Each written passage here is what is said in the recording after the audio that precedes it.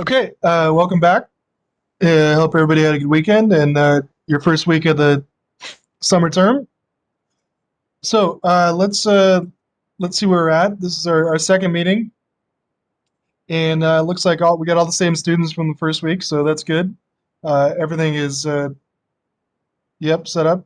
Okay, so let's just so as a reminder, it looks like a lot of you already turned in your homework, but just as a reminder, it's due today. The first homework, the homework for chapter 1 and 2. This one here. And so, like I showed you last time, all the homework assignments are due in the discussions area on Blackboard. So you figured that out, and it looks like most of you have already turned it in. But just if you haven't turned it in, make sure you get your first homework assignment in here in the discussions for chapter 1 and 2. All right, so pretty good turnout there on that.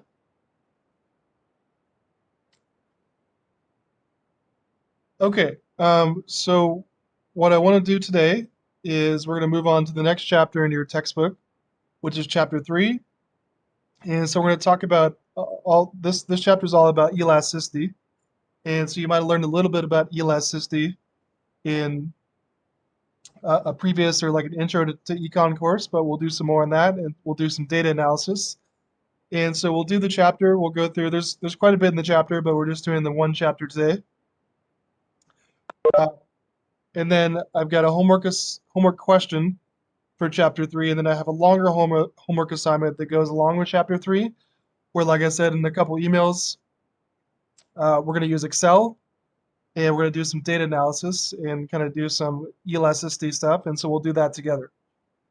Okay, so the plan for today, chapter 3, and then we'll get through the chapter 3 homework, and then there's two homeworks, um, both of which are due next week. So you kind of have a longer homework week this week, just because the elasticity homework goes with chapter 3, and so just make a note that but the regular homework is pretty quick.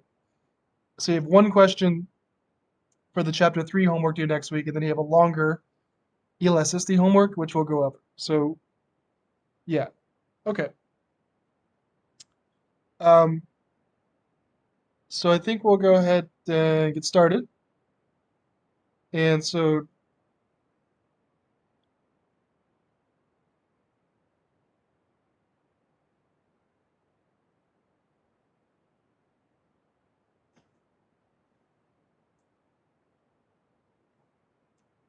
okay, so you can go to the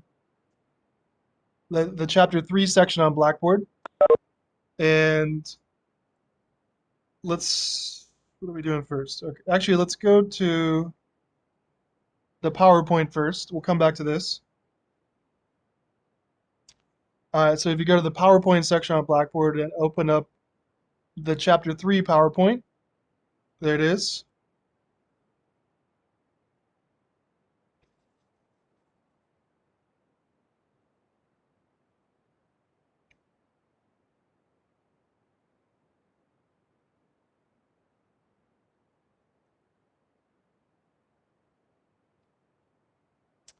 Okay, and then I'm going to open up this 7th edition of the textbook as well.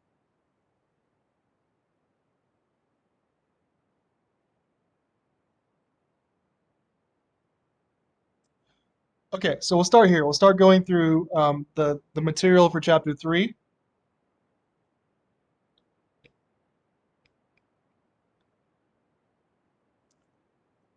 Okay, so chapter 3 is on quantitative demand analysis.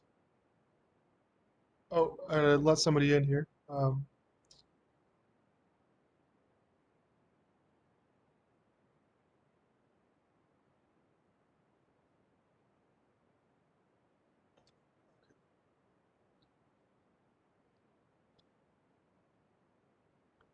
Okay, so chapter 3 is on quantitative demand analysis, and we're going to look at a bunch of different types of elasticity and then then actually estimate some. Okay, can everyone hear me okay? I have my air conditioning blasting and it's kind of loud, but I think you can still hear me because um, it's a little loud because it's super hot out, so I have the air conditioning blasting, but let me know if you can't hear me.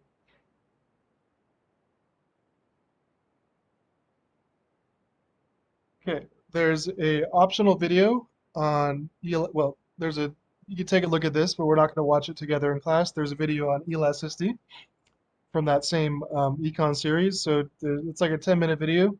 You can look at that when you get a chance.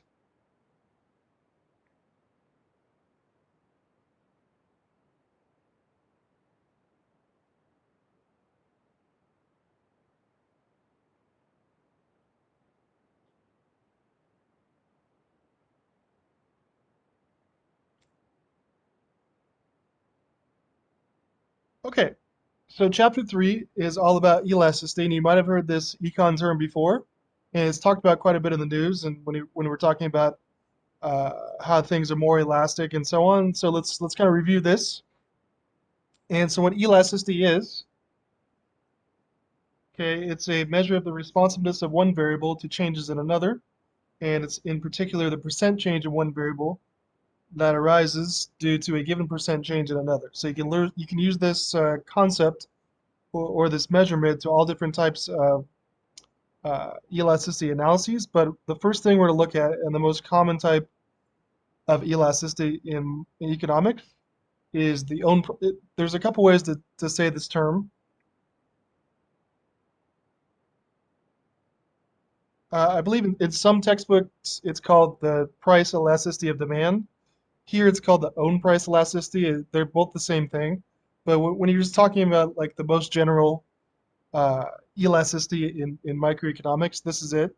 So this is the same thing as the uh, price elasticity of demand. This is when you talk about things elastic versus elastic. This is the thing you start with. So own price elasticity is the equivalent to the concept of the price elasticity of demand that you might have learned in my class or any other introductory econ class.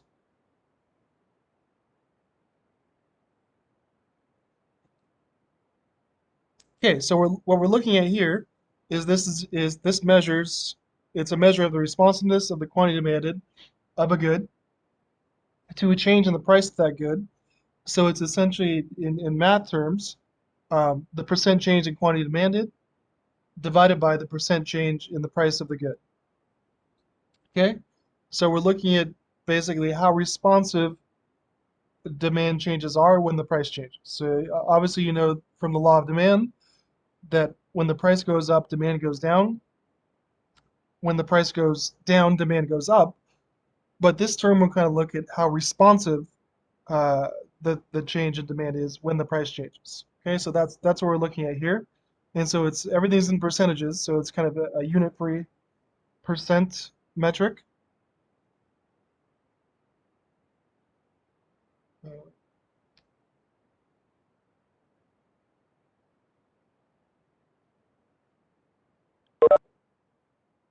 Okay, so I'm not sure why some people have to be admitted into the meeting and some people can just sign in. So uh, that's a couple people both meetings where I had to like allow you to come into the meeting, but I'm not sure why that is. I didn't put any restrictions, so here's another.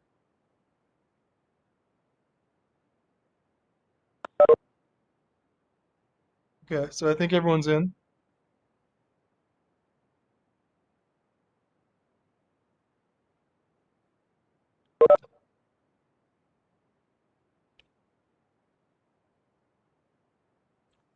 Okay, so um, let's talk a bit more about the own price elasticity. Okay, so we're gonna put elasticity in different regions. Actually, let me bring up the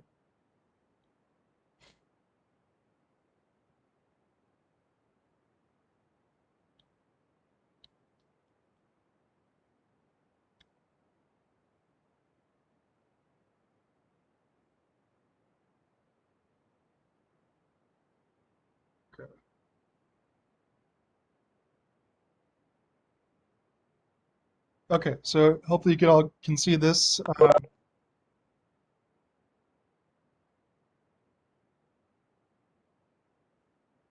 There we go. Let's make that even bigger. Okay, so here's the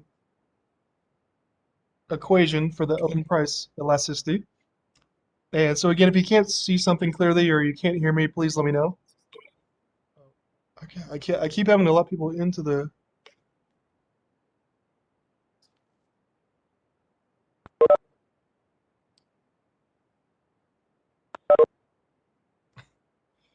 All right, here we go. So this term here, the E subscript QX comma PX, this is the own price elasticity of demand for good X.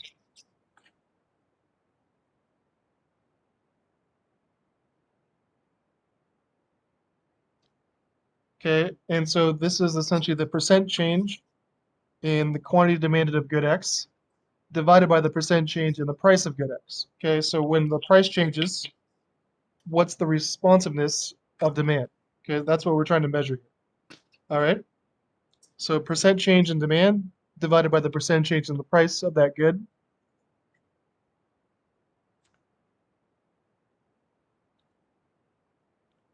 Okay, so what we're going to do is we're going to quantify elasticity in different regions. So essentially, demand is going to be either elastic or inelastic or unitary elastic or some other extreme. So the most common regions, I guess, are elastic or inelastic. Okay, so elastic demand, your demand would be elastic if the absolute value of the own price elasticity is greater than one. So that would essentially mean if it's elastic,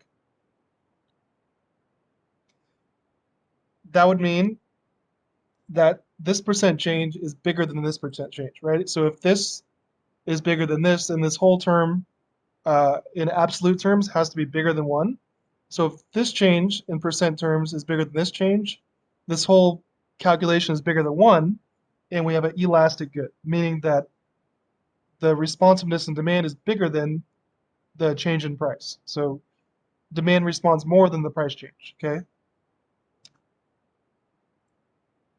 All right. Then conversely, your demand would be inelastic if the opposite holds. So demand is inelastic if the absolute value of the own price elasticity is less than one.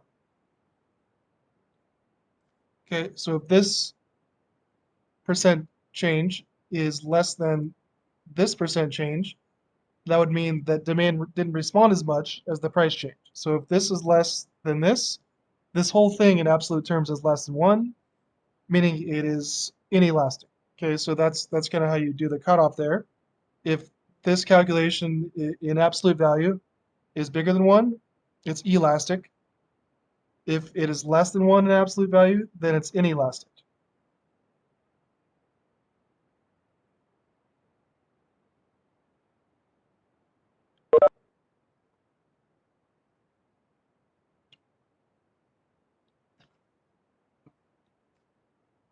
Okay, and then also we're going to get back to this because it has some unique properties when you look at logs or natural logs. Is demand is unitary elastic. Demand is unitary elastic if the absolute value of the own price elasticity is equal to one. So if the two terms, if the 2% changes are exactly equal, then it's just the same number over the same number, and it comes out to one. Okay, so that's how we quantify these things here. Um, so before we keep going on here, let's make sure we understand what types of goods might be elastic and what types of goods might be inelastic.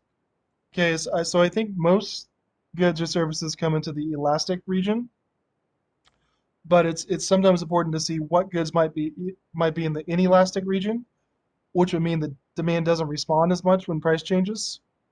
So let me post a question here. Let's see if we can think of some examples.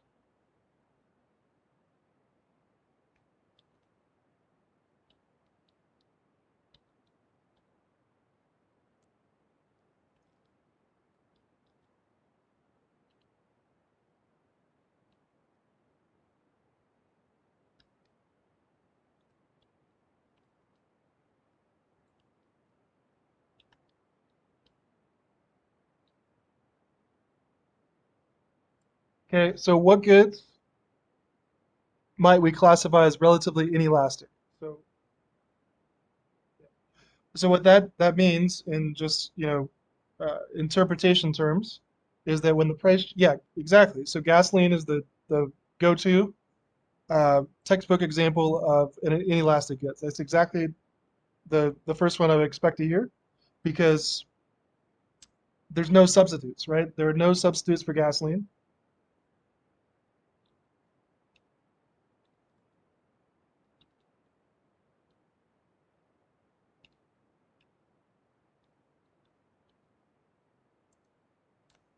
So no, yeah, so no close substitutes for gasoline. So what that means is that um, you can make changes in the long run. Like you can switch to if you drive a so there's if you drive a car that requires gasoline to run the engine, unless you have an electric car or you take the bus or the train or you ride your bike or whatever public transportation. If you relies exclusively on a car that takes gasoline, what this concept means is that when the price of gasoline goes up, like it is right now, when it's like close to $5 a gallon, pretty much the same amount of people buy the same amount of gas because they have to have it to put in their car. So unless you make some drastic change, which people don't really do unless it's a long-term change, when the price of gas goes up $1 or $2 or to $5 a gallon or whatever it's close to right now, there's not much of a drop off in demand because consumers need it and they can't really substitute gas for anything else. So that's the idea. So next, yeah, medicine is also a good one. That's also inelastic because depending on what the type of medicine is, the drug or the surgery or the procedure or the healthcare um, medicine, you can't unless you have some inside connection. You can't really do medical care by yourself. You can't really shop around. You can't go to Walmart and get a surgery. Um, and so yeah, there's not a lot of substitutes for medicine, and so both of those, gasoline and medicine, would be really good examples of inelastic goods.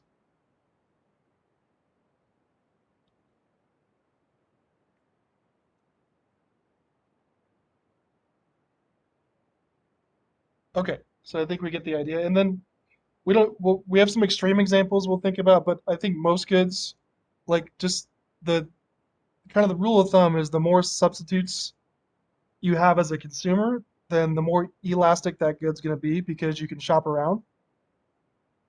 Okay, so like, um, you can throw around most things like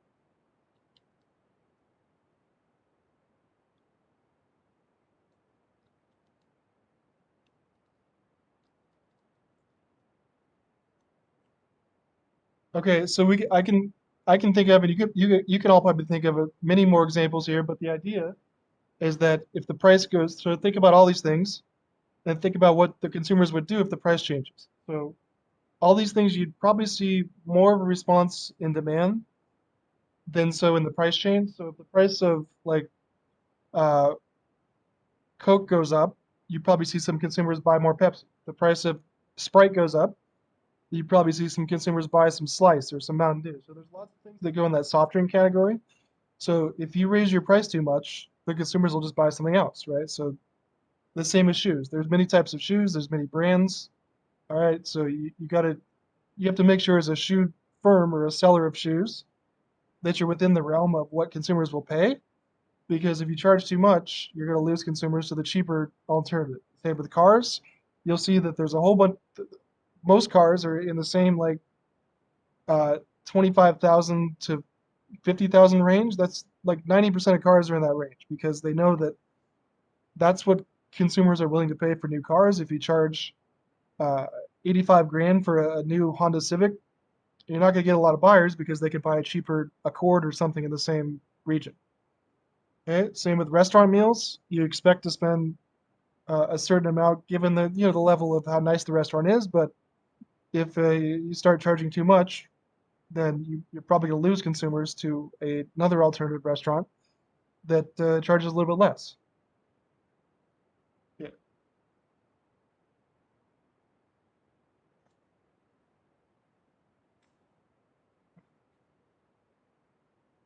Okay.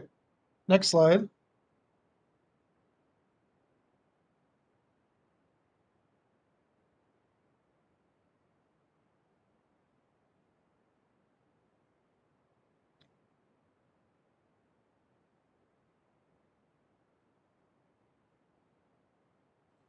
Okay, so let's look a little bit about let's look a little bit at the relationship between elasticity and total revenue for a firm. So if you look at this figure in your textbook, it's the same one in the current version.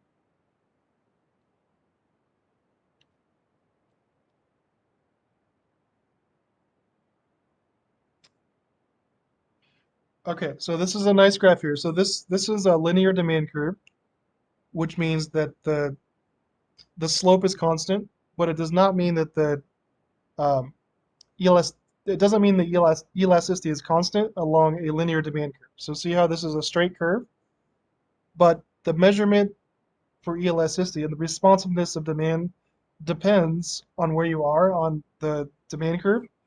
So always at in the higher regions, demand is going to be more elastic, and in the lower regions, demand is going to be more inelastic.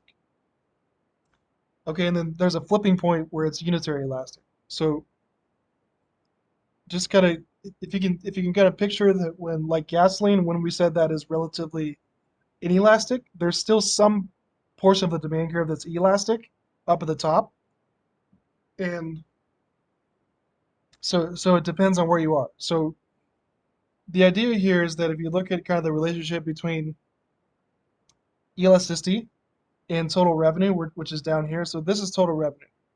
So what you can see is that if you're a firm and you're charging customers a price in the elastic region, then what you want to do to, I guess, increase revenue is lower your price. So anytime you're in the elastic region and you lower your price, kind of the idea is that the gain in new customers. So you charge a lower price because you want to attract more customers. But if the good is elastic, then charging a lower price would attract more customers, and you get more revenue based on the new customers than the loss of revenue by charging at the higher price. And so if you're in the elastic region, what you want to do as a firm is lower your price, all right, get customers to switch to your product, and that would increase revenue. But if you're a firm charging in the inelastic region, then charging a higher price would increase your revenue. So see how that kind of relates to total revenue? So elastic region from I, H, G, H, F, E, this region, okay, you keep increasing your revenue if you lower your prices. And if you're in an inelastic region, you can increase revenue by increasing the price. So this is just an example of a demand curve, but in obviously the elastic region versus the inelastic region will depend on where you are and the steepness of the curve. But if you can calculate that as a company you're in the elastic region, okay, then dropping your price would give you more revenue. If you can calculate as a firm that you're in the inelastic region, then increasing your price would give you more revenue.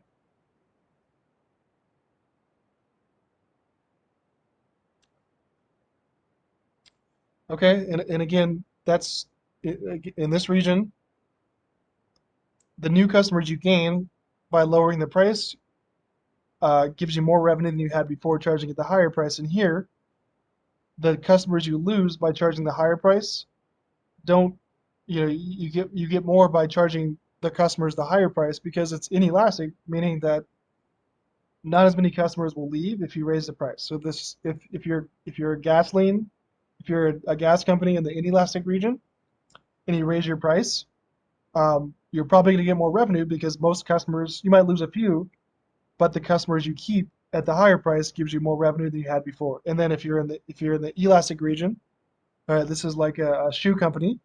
Okay, you can probably gain a few more customers if you cut your price a little bit because it takes them away from those other substitutes. So there's a very um, distinct relationship between total revenue and the point estimate of elasticity.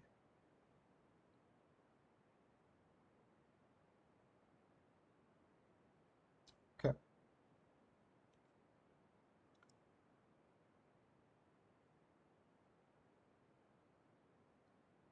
Okay. So all right. So we have a couple extreme examples, and I want to try to think of some examples of the extremes because it helps to get a kind of a boundary on the types of goods. Um, Perfectly elastic demand. So demand would be perfectly elastic if the own price elasticity is infinite in absolute value. And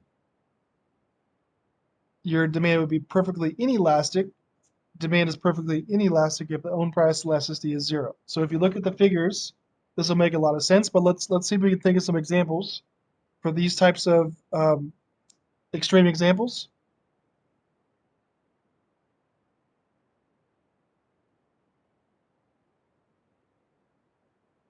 Okay, so you kind of see that as a rule of thumb, the flatter the demand curve, the more elastic it is. The more once the demand the which should make total sense that you see demand change more. So the flatter the demand curve, the more elastic in general, and the steeper the demand curve, the more inelastic.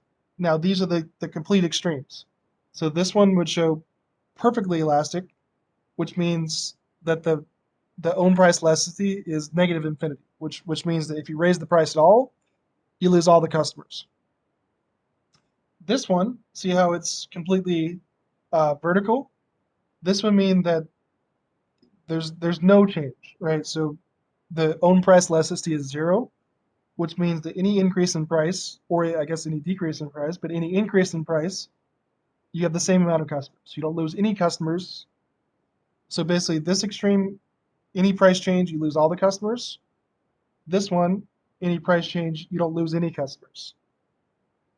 Okay, so what? Let's see if we can think of some examples of each because it kind of helps to put examples on these curves. So let's start with panel A, which is perfectly elastic.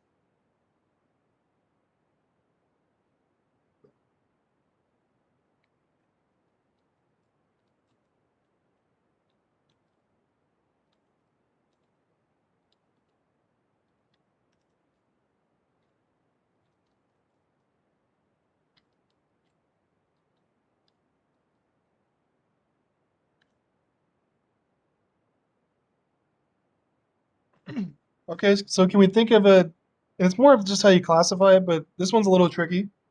But can we think of an example of a good that might be perfectly elastic? And that means that essentially the price is set by the consumer.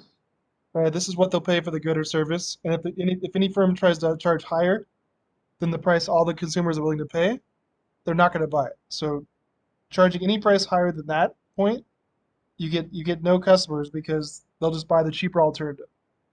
So any ideas of what kind of good or service might essentially be perfectly elastic? Right? Any ideas?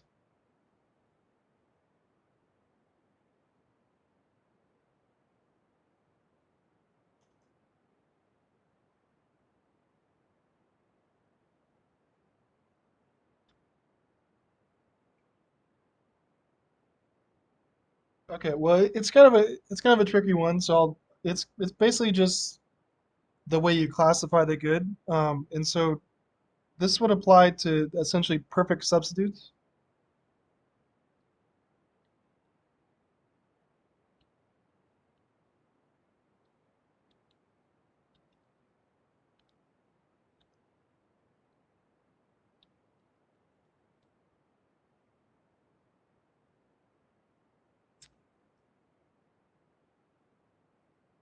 Uh, so well, you have the idea, Sarah, but so what you want to do is like you want to take like this example would mean there is no brand. So the yeah, you're kind of on the right track, but you essentially eliminate all the brands and the features, and it's the exact same good. if you're thinking of brands, brands would be any type of brand or any type of like if you're doing Coke and Pepsi or Budweiser and Coors or Adidas and Converse or whatever. There's always some brand preference in your even if you're selling the same type of good, it's technically not exactly the same because you have the brand and you have the there's a little bit something's different just all right. And so this would have to be something like um, I think that so perfect substitutes is the example, but the examples I like to use for here are like farmers market produce.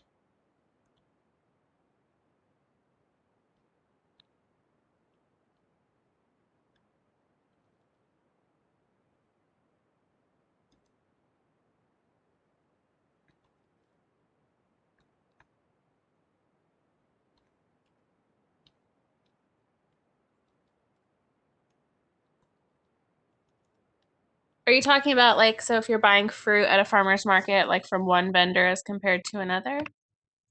Yes, that's exactly what I'm talking. Yeah. So yeah, that's what I was about to talk about. Right. So like it's a simple model, but to be perfectly elastic, the firm's got to be selling the same exact thing. So what you describe is exactly what I was going to just describe, which Okay. would mean like yeah. So take like apples at a farmer's market, and so if you go to the farmer's market and let's say there's two vendors selling apples and they're the same exact apple, right? There's no sticker for the brand. There's no they're both like Fuji apples, right? The same exact apple from the same exact place, the same exact shape, and it's the same thing. Okay. Now, if that's the case, would in one of the vendors is selling them for $1 and one selling them for $1.50, which one are all the customers going to go to? They're going to go to the one that sells for $1 because it's the same exact thing they can get for cheaper.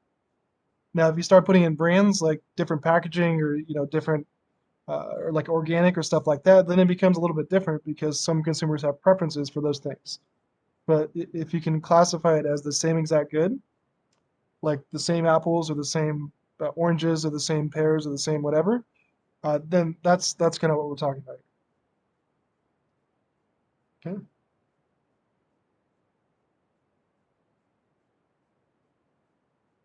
Okay. Great. Perfect. So yeah, you're very clear. You pretty much knew what I was. Yeah. Okay. Now we know what perfectly elastic is. Okay. The consumer's got to be selling the same good for it to quantify in this model.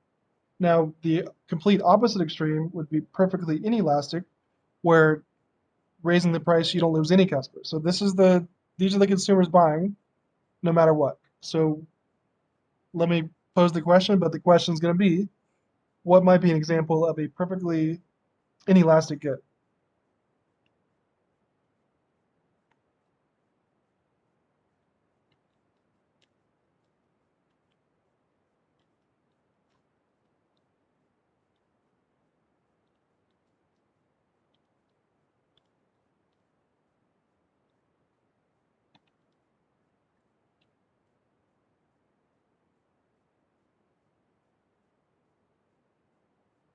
So let's see, utilities. So utilities, I think that's a good one to talk about here because we didn't get to this one yet. But I think utilities would be yeah. So the okay, let me talk about utilities first, and then I think the EpiPen is actually pretty close to what we're looking at because there's almost no substitutes. So even like gasoline, um, it's very inelastic, but there are some substitutes. I mean, you can not you can take the bus, you can ride your bike, you can get electric cars. There's some things you can do, even though it's very hard to make changes if you have a car, but you can make changes. Now the same with utilities. Now, if we're talking about like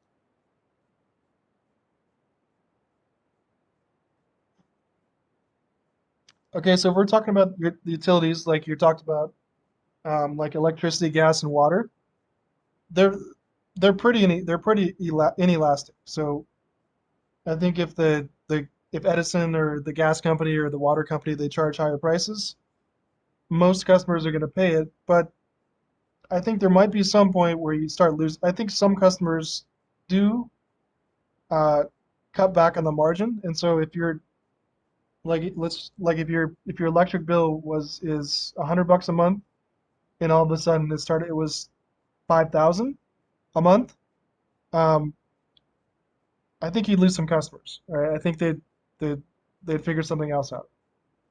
Now, so utilities are very inelastic, but I think there's still some changes on the margin.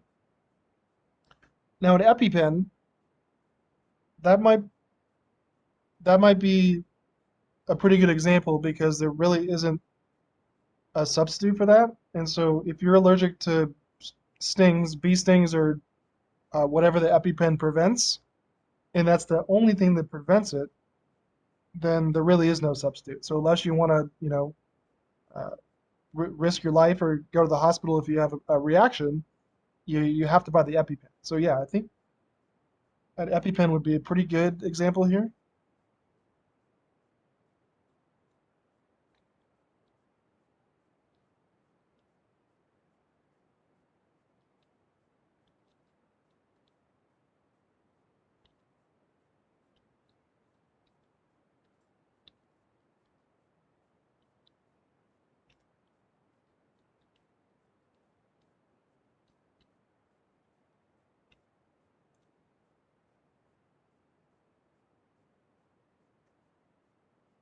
Okay, so it's sometimes it's hard to. I mean, all of these things that have been presented are very inelastic. It's just a matter of will you lose any customer. So I don't know. You might lose some, but yeah. So I think the things that are perfectly inelastic in this extreme are all in the kind of the medical field. So like EpiPens, some like heart surgeries, like insulin.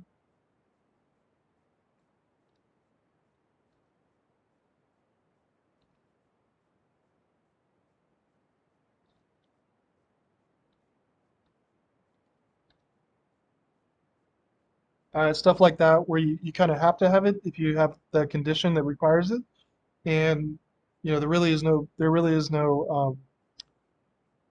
price. There's no price that the consumers of those goods would not pay, I guess. Okay.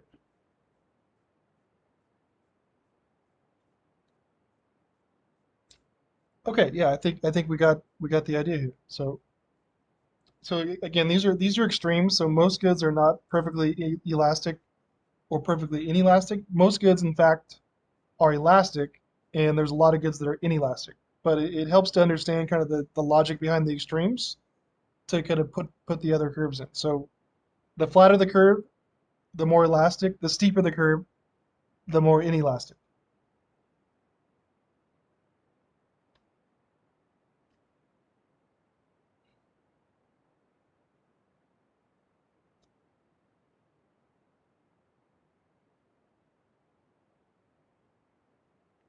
Okay, next slide here. Let's look at the marginal revenue curve on figure 3.3.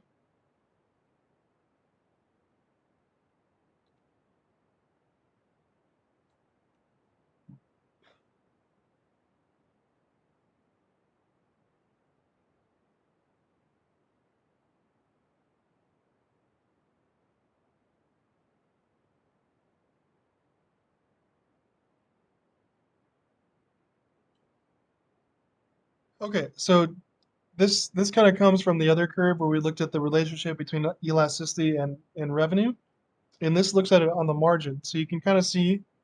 So this is your demand curve, the red line, and we haven't really got to marginal revenue yet. But marginal revenue is, oh, I mean, if you've taken 500B, you probably know a little bit about marginal revenue. And so marginal revenue, which we'll talk about a bit later in more detail. But marginal revenue is the change in revenue by changing output by 1 unit.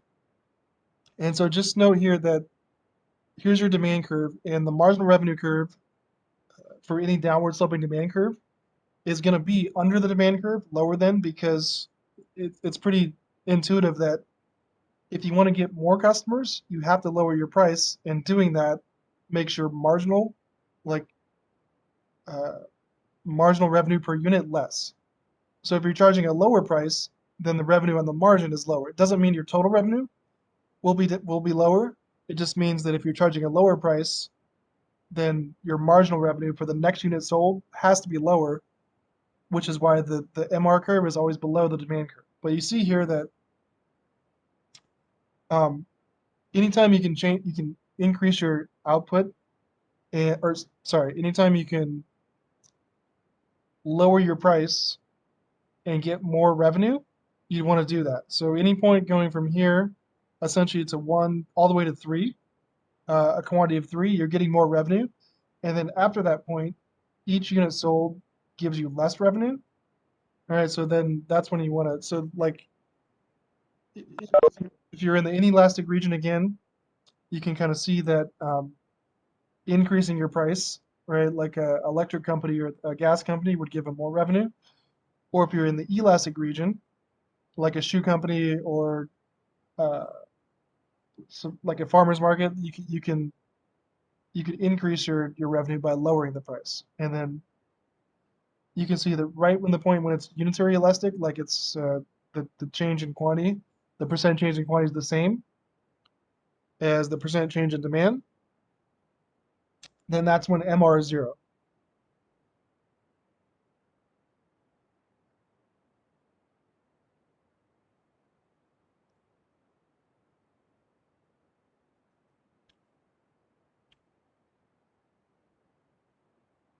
Okay, next thing.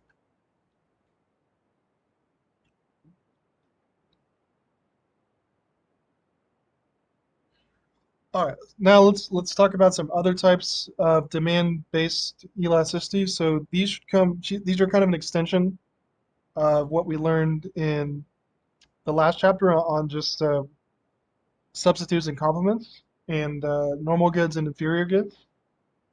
So this one here, the cross price elasticity, this is a measure of the responsiveness of the demand for a good to changes in the price of a relative good. So it's essentially the percent change in the quantity demanded of one good divided by the percent change in the price of a related good. So, and then I'll pull up the equations, but the next one,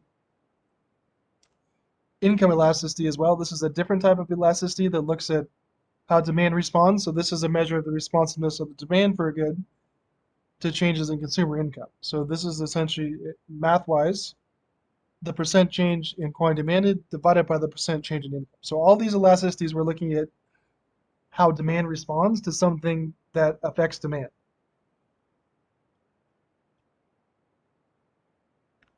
Okay, so this whole chapter is just looking at demand. We're nothing to do with supply. All right, so here's your cross price. So this term, E subscript QX PY. So X is for the good X, and PY is some related good. So if we're looking at like substitutes like Coke and Pepsi, this would be something like the percent change in the quantity demanded of uh, Coke divided by the percent change in the price of Pepsi. All right, so we know that how the demand responds, but this would tell us as a firm or a company exactly the percent change. Like um, if you're Pepsi and you lower your price, what's the responsiveness of consumers buying Coke going to be? So this is very useful information if you're a firm or a company that competes with other substitutes, or you could look at like the complement. So maybe like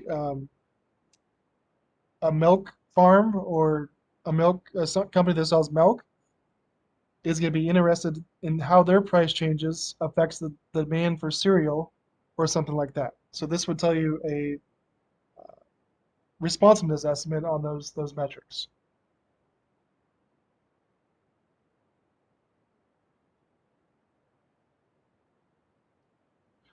Okay, and then here's the notation for the income elasticity. This is the EQXM is income. So this is the responsiveness of the quantity demanded for good X if income changes. So if income goes up by this much, what's the percent response of demand, right? So we know that for normal goods, when they get more income, they buy more of the good, but this would tell us exactly how much, and that might be of interest if you're some firm. So if consumers buy, like, especially when there was like the pandemic checks and the extra um, unemployment and the extra income temporarily. So if consumers buy more, uh, like if consumers buy more used cars when they get more income, then this might be of interest to the companies. That there's a lot of goods which have seen an increase in demand when consumers have gotten more income recently. Um, houses, cars, um, bicycles, anything that requires like microchips. So this has probably been very this metric has been probably been of interest to a lot of companies or firms selling goods because they've seen rental cars, so they've seen an increase in demand for lots of goods and services, and sometimes too much demand that they can't fulfill because it's hard to predict when consumers get a bunch more income what they're going to do with that extra income. And this, if you have these estimates, this would help you as a firm or a company.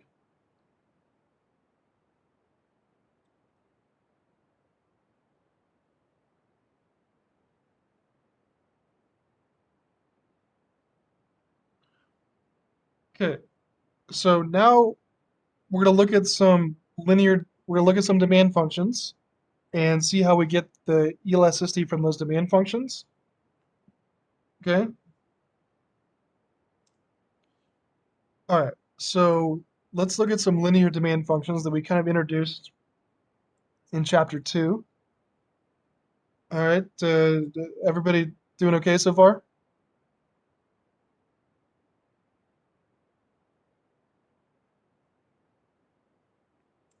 Okay. All right. Great.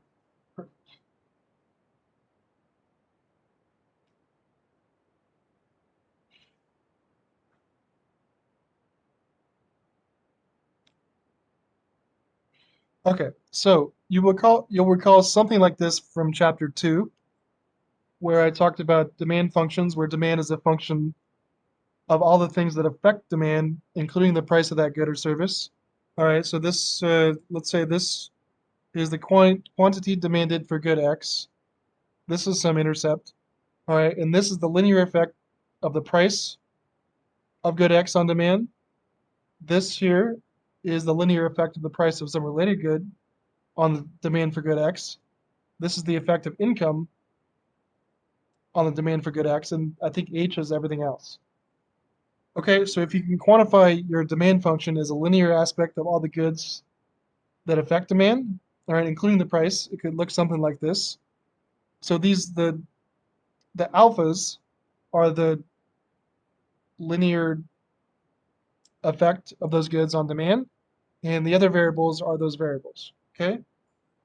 And so what we're trying to do here is quantify the elasticities based on this linear demand function. Okay, so I wish I could draw a few things on the whiteboard or the chalkboard here, but let me try to explain how each of the elasticities comes out to this metric. So essentially, if this is the linear effect of the variable on demand, then the elasticity would essentially be that coefficient or term times that variable over the demand for good X. So let me see if I can explain this here. So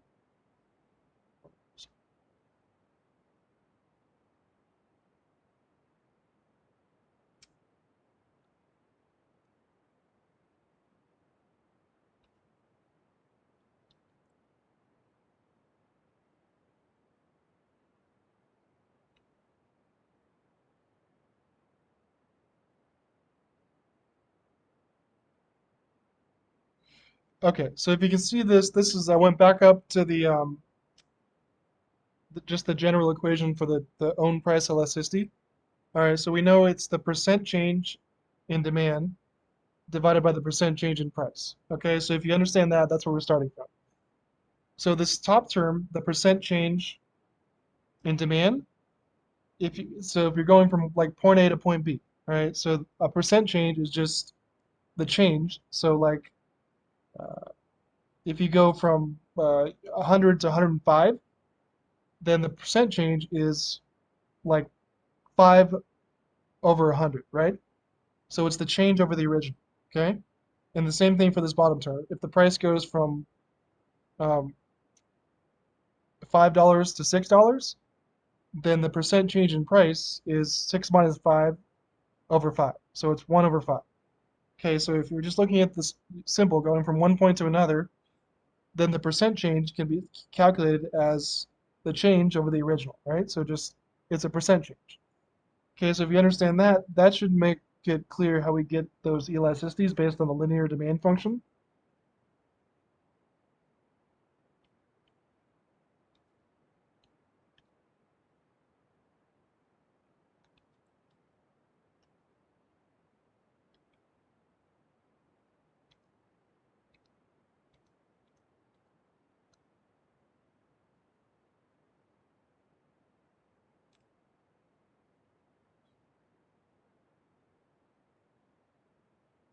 Okay, back here. All right. So if you get that part, then this is, so let's see. You have to do a little algebra here, but the math comes out where if it's the percent change over the percent change of quantity divided by the percent change in price, so it's the change in quantity over the original quantity divided by the change in price over the original price.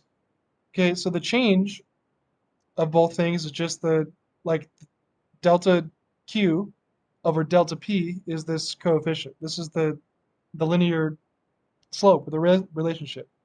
Okay, so if you kind of move some things around and you take the percent change in quantity over quantity divided by the percent change in price over price, and you kind of flip the multiplication, you'll get the percent change in quantity divided by the percent change in price times the original price times the original quantity. So if you just do a little algebra, and you can just put this one, right? The change in quantity over the change in price is the linear relationship. Okay? So if you can see that, then it should be clear that if you just kind of work with that uh, percent change over the percent change and just do a little algebra and just kind of define your terms, this will come out to the elasticity. So based on our definition, the own price elasticity would be the coefficient, right, the linear relationship between price and quantity times the original price divided by the original quantity.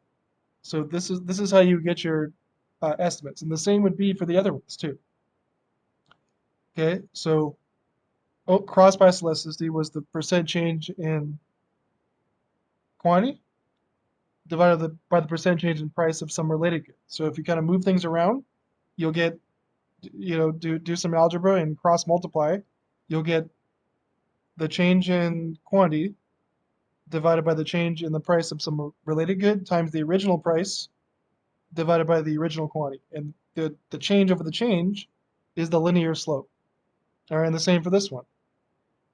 Percent change in quantity demanded divided by the percent change in income.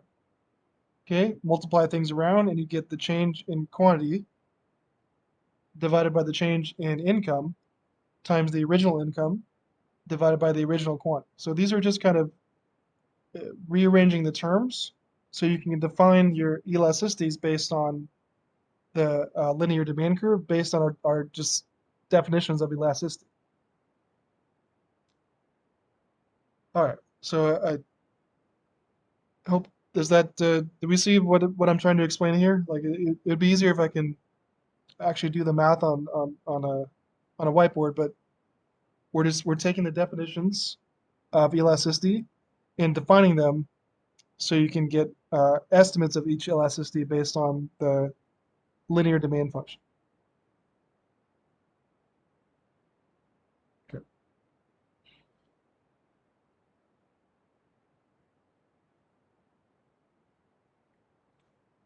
Okay. What's next?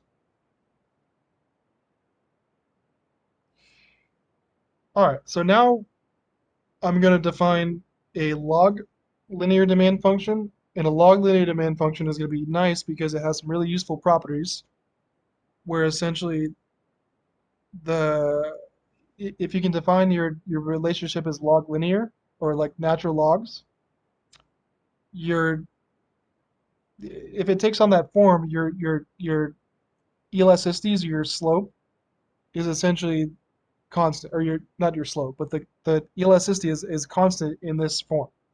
And so it's a nice little mathematical trick where if you can assume that um, your demand function takes on this log linear form, then it's a lot easier to get the estimates for the elasticity. So here's what we're talking about.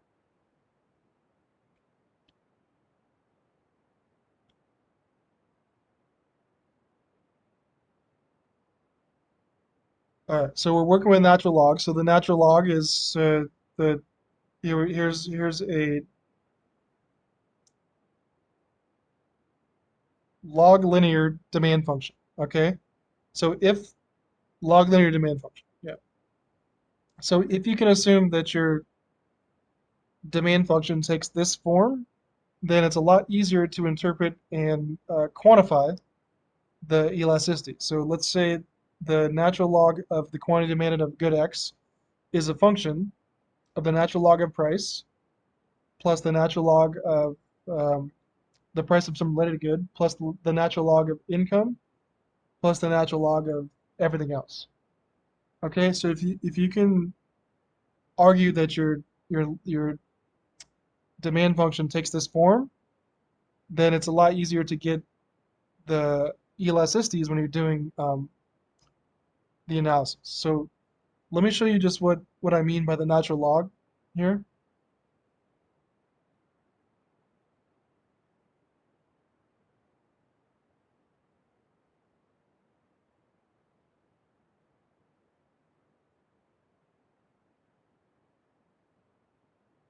Where's the, all right, I'm trying to find this graph of,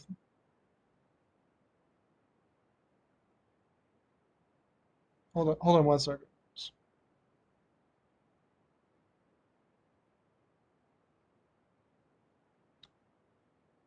Okay, this is what I want. Okay.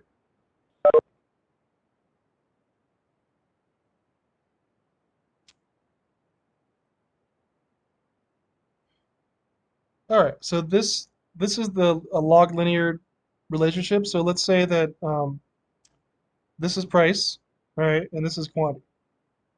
Okay, and then these are your different plots of price and quantity. So you're taking these points and trying to make a demand curve. And so a log linear relationship between quantity and price, or between any like X and Y, would kind of take the form of this, where it's kind of this curved shape where it gets flatter when you get to the extremes, which is likely what happens in many demand curves. So if you can plot the points and assume that your demand curve takes this shape, see this how the pink curve is kind of curved down, so it kind of goes like this, and when you get to more extremes, it gets flatter, right? So if this is your type of demand curve that you can estimate with the points, then you can go ahead and assume you have a log linear relationship, which is what we're trying to do here. So this is kind of what uh, this pink curve here. This is what a log linear relationship between two variables would look like. This kind of, all right? So that's what we're talking about.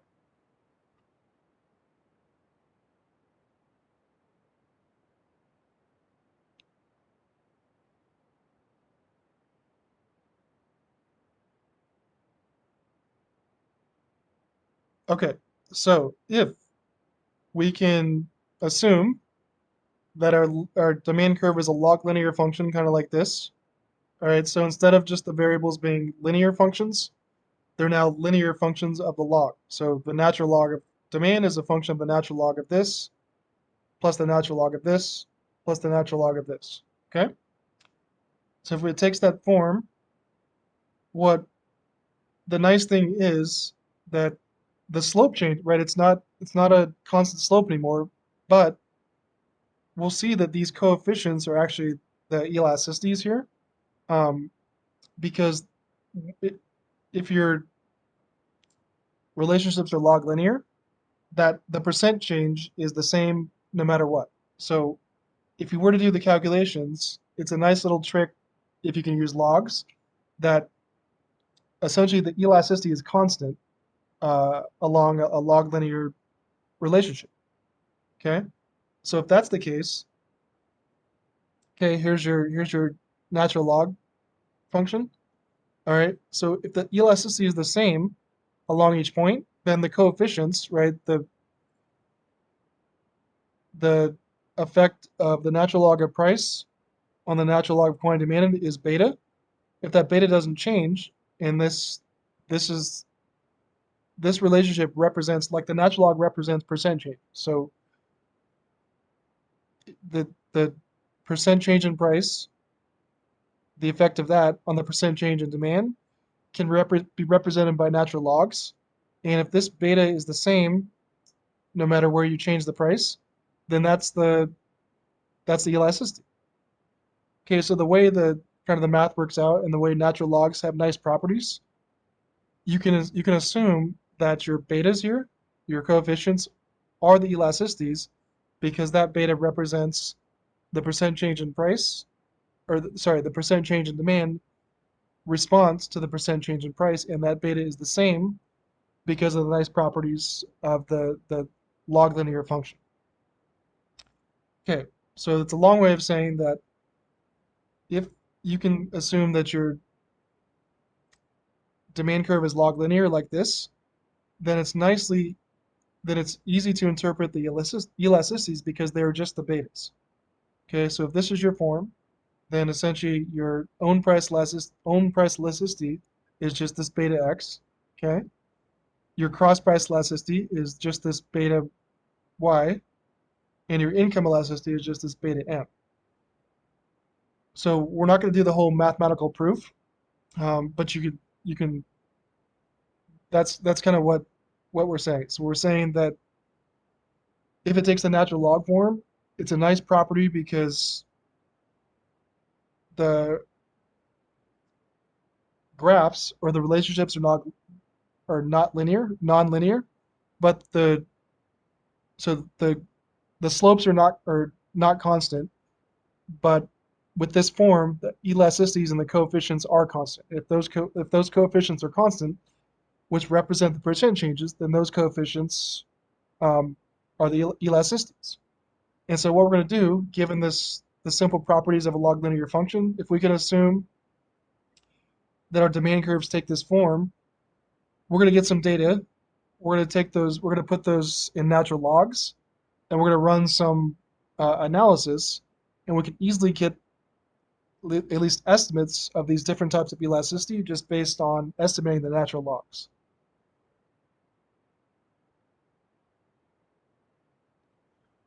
All right, so yeah,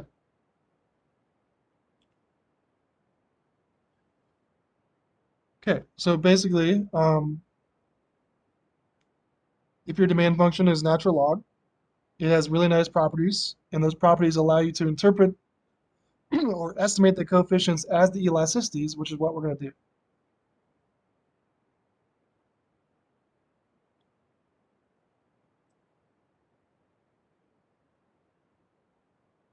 All right, so this is what we did here. So notice that when demand is log linear, the elasticity with respect to a given variable is simply the coefficient of the corresponding logarithm based on the properties and based on the fact that the percent change or the coefficient is constant, even though the slope is not.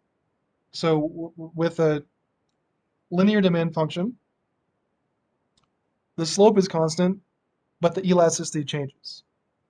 With a log linear demand function, the slope changes, but the elasticity is constant, which makes it really easy to interpret it, and that's why we're going to use this form. So if you want to estimate elasticities, what you want to do is set them up as natural logs or log linears, because that way it's way easier to interpret what your elasticities might be.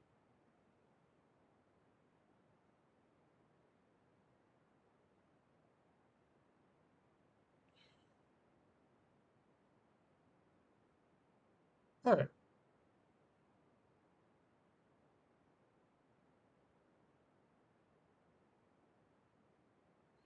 Okay, a few more things in this chapter. Everyone, any uh, any questions on that last stuff on trying to? So I mean, we went through that kind of fast, and we're doing a lot of or a lot of um, semi-complicated stuff. But I'm trying to show you how you can uh, set up your domain functions and actually get the elasticities if you have real data, and that's what we're going to try to do. So, um, and we're going to do that by something you might have done in statistics or econometrics, which is called regression analysis. So we're going to go through the basics of this, and then we're going to get some data, or we're going to use some actual data and get some actual estimates of elasticities in Microsoft Excel. Okay, so one second, let me get a little more coffee, and we'll do the rest of the chapter here.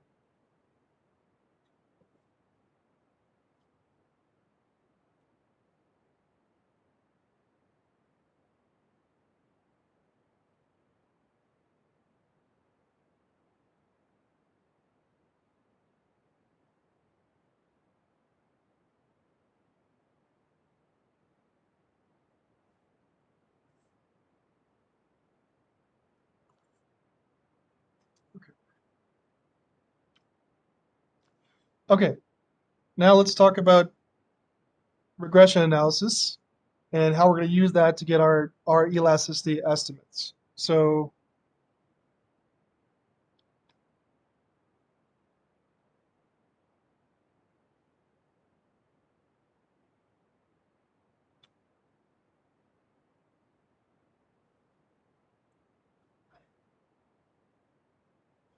okay, so you might have done something like this before in like statistics or econometrics, but we'll kind of cover the basics if you haven't done this before. It's so what we're trying to do is we're trying to estimate a relationship between x and y based on some data points and kind of minimizing the error. So if like this is y and this is x, and these are a bunch of plots of like different combinations of x and y. Like here's point A, here's point B, here's point C, and so on. If you have all these different points, what we're trying to do here is estimate a line that gives us the best estimate of this relationship based on the data points. So see how this red line kind of goes, it goes, you know, the points don't fall on the line, but it gets the general idea of when x goes down, um, y goes down, and so on. Or, sorry, let's see, when x goes up, y goes, yeah, so it's a negative slope here. So this, if you're doing something like a demand curve, you know that your demand curve is downward sloping. But if you get a bunch of points, you can try to estimate a line that captures the best effect of those points and how x affects y. So this red line would kind of give us the best guess of what the curve would look like or the relationship would look like by getting all these data points. So we're trying to essentially, you know, minimize the variance between these different points and get a line that gives us the best estimate of the linear relationship between x and y, right? And the general form is y equals a plus bx. And this is some error term, but this essentially says that uh, the intercept starts here at a, and b is the linear effect of x on y. So when x changes, b is the effect on y. So like if x were price and y were demand, if x goes up by $1, b would be the effect on demand, right? So this is the general equation here, where you're just trying to estimate the linear effect of x on y.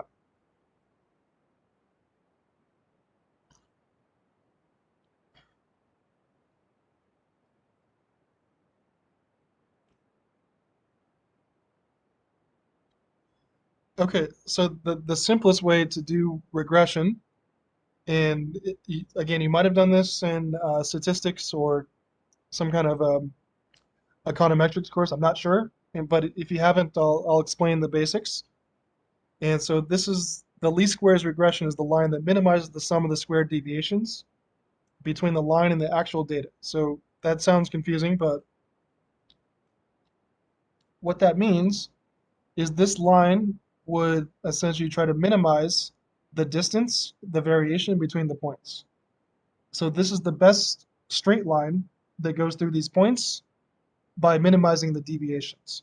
All right, so the best case, all the points would be on the line, but what you're trying to do is get the line as close to the points as possible.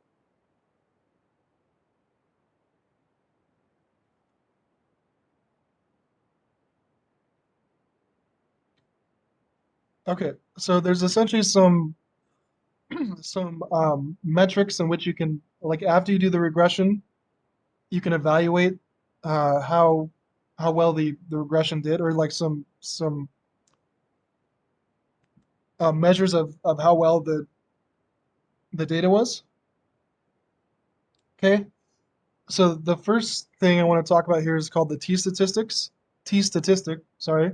So this is the ratio of the value of a parameter estimate to the standard error of the parameter estimate.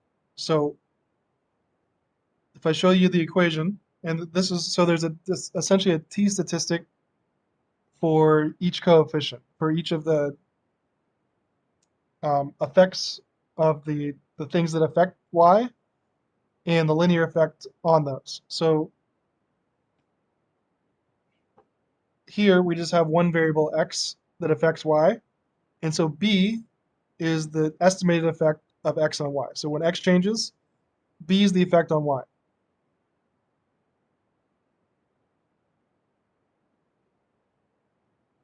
Okay, so the t-stat, all right, from the estimated coefficient, so we're trying to estimate the b.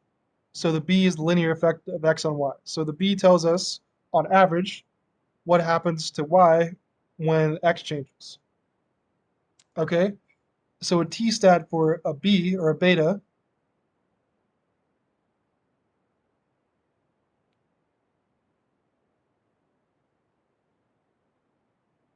okay, so here's like the notation. All right, so it's the ratio of the parameter estimate to the standard deviation of the parameter estimate. So that sounds confusing, but it's just this is the estimate and this is the standard error metric. So uh, when the standard error goes down, the t statistic is higher, right? So the lower the error, the better your estimate is, the higher your t statistic. And normally this ratio, we kind of have a rule of thumb that if this ratio comes out to bigger than 2, just the number 2 in absolute value, then it's big enough in which you can kind of confirm the coefficient. And so again, the lower the error, the higher this whole number, because the if the denominator gets lower, right, the error is lower, this whole number gets bigger, and the higher the t-stat.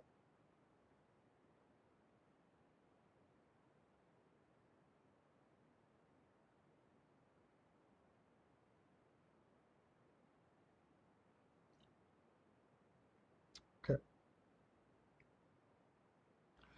Okay, so obviously you know, statistic wise, the bigger the t-stat, the better, based on your conclusions.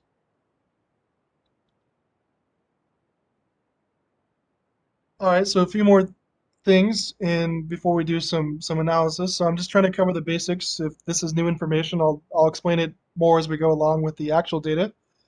But another thing you want to look at in a simple regression is the R square, also called the coefficient of determination. So this is essentially the fraction of the total variation in the dependent variable that's explained by the regression. All right, so math-wise, it's explained variation divided by total variation.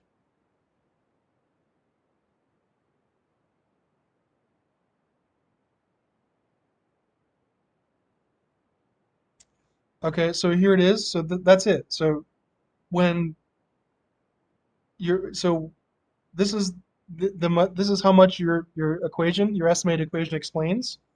when y moves around. So if y for most of our things is quantity demanded, so when demand moves around, this is how much is explained by the equation or the estimation, and this is how much it actually changes. So obviously, if you explain all of it, then this would just be 1, and that you explain 100%. So this will be on a scale from 0 to 1, and the more you explain in relation to the total variation that actually occurs, the better the estimate. So if this estimate is between 0 and 1, then like if it comes out to 0.9, you explain essentially 90%. Okay? If it's 0, you explain nothing. So the closer it is to 1, the more you explain with your estimation compared to what actually happened with the data.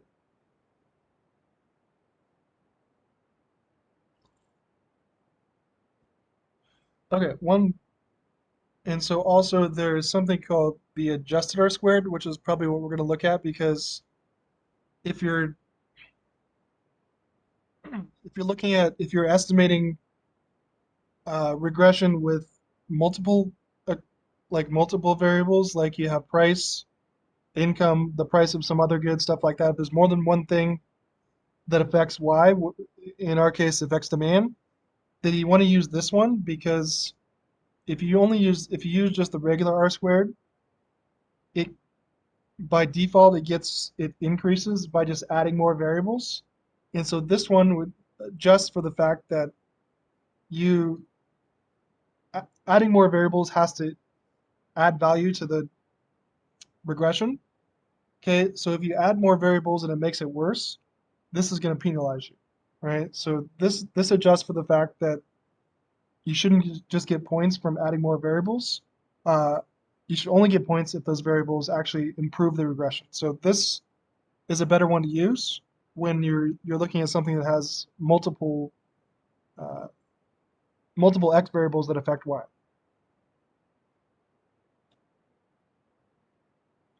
Okay, and you don't have to know this equation here, but here's the r squared. So it's 1 minus the r squared times n minus 1. N is the number of observations, and then divided by n minus k, and I believe k is the number of coefficients, right? Okay, and so when we do this in Excel, or we do our actual data analysis, you'll get estimates for the t statistics and the r squared. You don't have to do this yourself, but you have to know how to interpret it.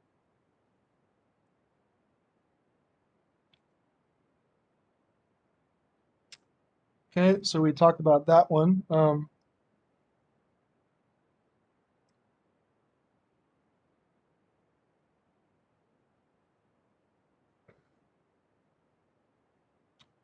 Okay,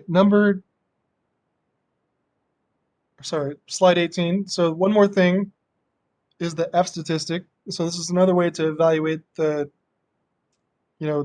success of your estimation. So this thing, the F statistic, is a measure of the total variation explained by the regression relative to the total unexplained variation. So it's another way to look at the how well your equation is.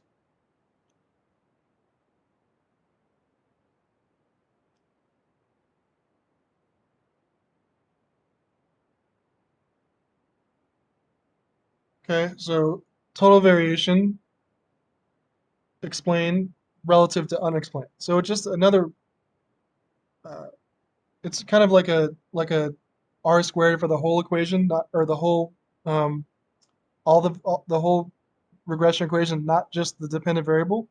So this is essentially how much you explain relative to what wasn't explained. So the more you explain, the higher the f stat. The less you explain, the lower this is. So the bigger the better for the f stat, and this is how much your equation explains relative to what was not explained.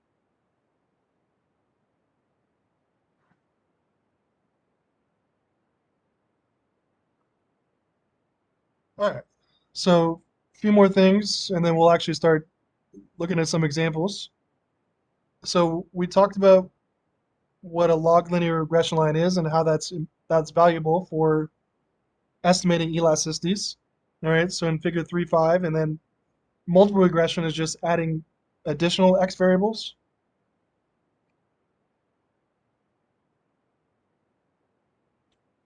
Okay, so if we're working with log linear, we're essentially looking at nonlinear regressions or nonlinear estimations because see how the red line is not linear, but we can still use it because it's got some really nice properties for estimating elasticity. So here's a just a general log linear relationship between price and quantity. This red line here,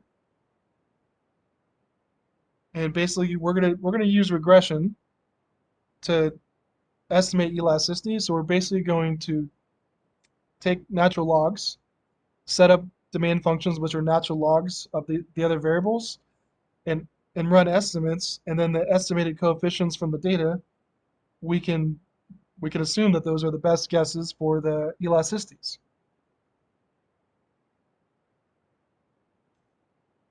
Okay, and multiple regression just means adding more things that affect demand. So if this is demand and this is price, so just a simple uh, one variable regression would just be the effect of price on demand. But if we start adding the price of other goods, the effect of income, right, multiple things that go into the linear demand function, and we estimate all this together, then that's multiple regression, which is what we're going to do. So we're going to look at some data.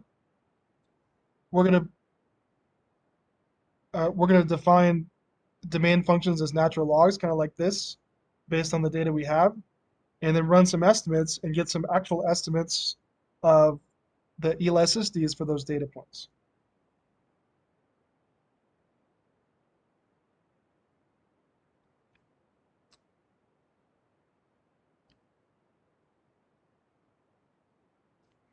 All right, so this slide I've redone this as a different assignment. So we're going to do these questions, but it's pretty much it's going to be part of your homework assignment that we're going to do some here. All right, so the next step here is to look at some actual data and kind of go through some homework assignments and some examples. Um, we went through a lot of stuff here in this chapter, and we talked about elasticities. We talked about uh, you know log linear estimates of demand functions. We talked about regression. We talked about multiple regression. And so I went through a lot of terms, and hopefully we got the gist of everything. But any any general questions on what we did here in this chapter? Everyone, someone following what's going on here?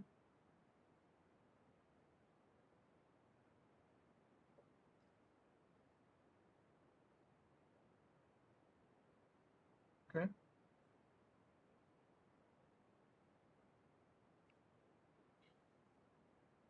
All right.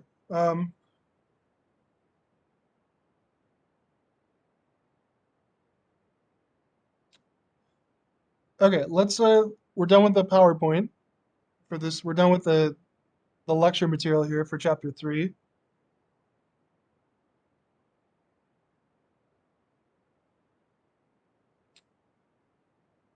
All right. So if you go on Blackboard to the chapter 3 section, um, you can open up the homework for chapter 3 here.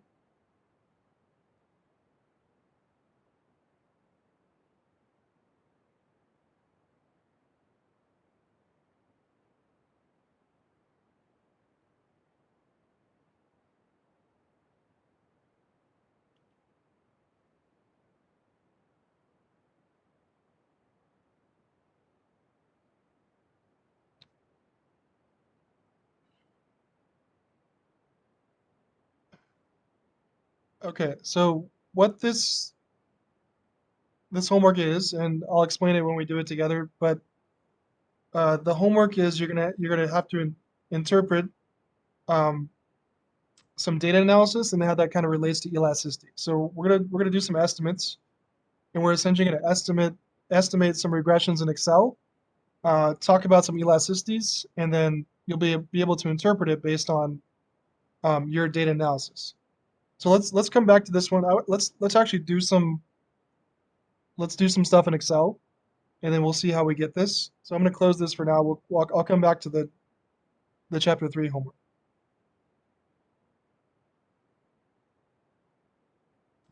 All right.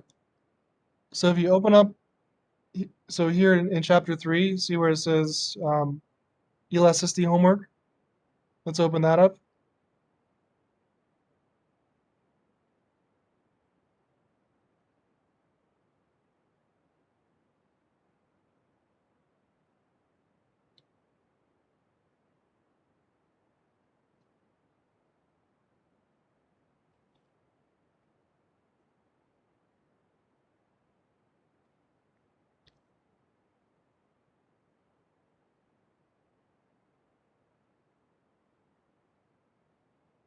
Okay, so here it is. So there's 4 questions for this elasticity homework that's due next week. And I'll go through as many as I can with you guys together. And so basically what we're going to do is there's like a data file, and we're going to use that data file to estimate some log linear regressions and then do some interpretations which have to do with the elasticity. So if you have if you're going to well, so you don't have to do this right this second. But if you want to, you can try to do some Excel stuff together with me in class, or try to follow along just to see if you can do it, or you can try to do it later. But so each of these questions, we'll start with number 12. All right, so here it is. Let's estimate the following log linear relationship. We're going to have not the natural log of quantity as a function of some intercept, and the natural log of price, and the natural log of income, where ln q is the natural log of quantity, ln p is the natural log of price, and ln I is the natural log of income. Okay, and there's a separate data file for each of these questions, which is on Blackboard. So for number 12,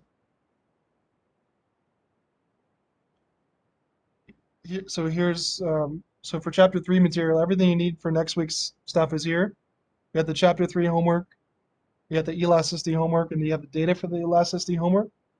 So the first question goes with this one, Q12. All right, if you're following along, you can open that up, and that's going to open up for you an Excel file.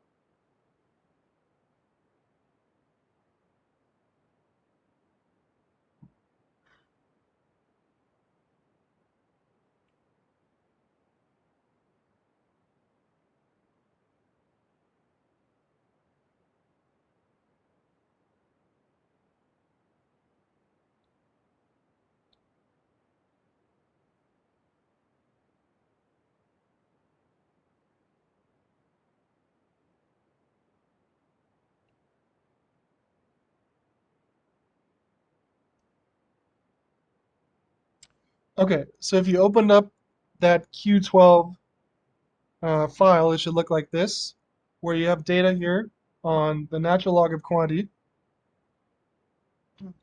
the natural log of price, and the natural log of income. All right, and there's like 50 observations for each. And so what I'm going to show you how to do is we want to estimate this as a function of this and this using regression analysis in Excel. All right, so it's pretty easy to do. You have to be using Excel. Um, all right, so before I do this one, does does everyone? So you don't have to do this right this second. This is not due till next week. But if you want to do it, we can do it together in class. If you have Excel with you or available. Does anyone not have access to Microsoft Excel? Like, is anyone not able to get these files?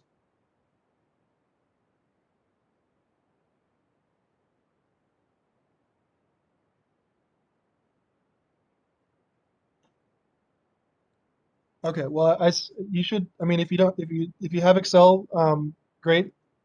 And I sent you guys a couple in the emails. I sent you some links.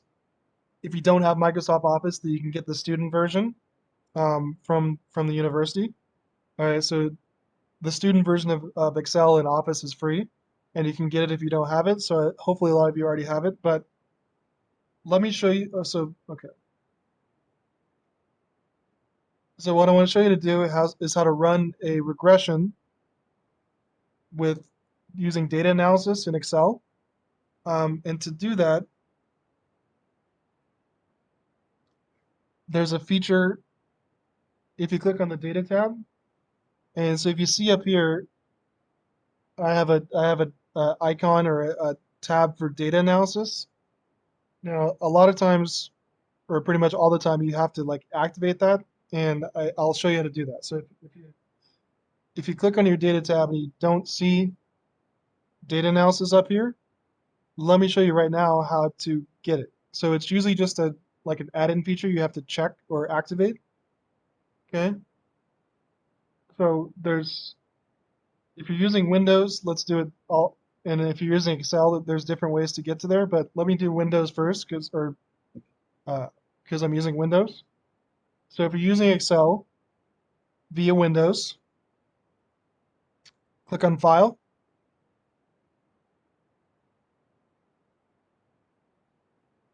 click on Options,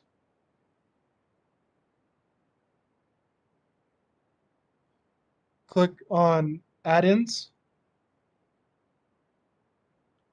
and right here where it says Manage Excel Add-ins, click on the Go button. Okay, and it should take you to this add-ins available section. And if you get here, what you want to do is check the analysis toolpack box. If it's not checked here, see this? Check that, hit OK. And if you did that successfully, when you click on the data tab in Excel, you should see the data analysis option up here.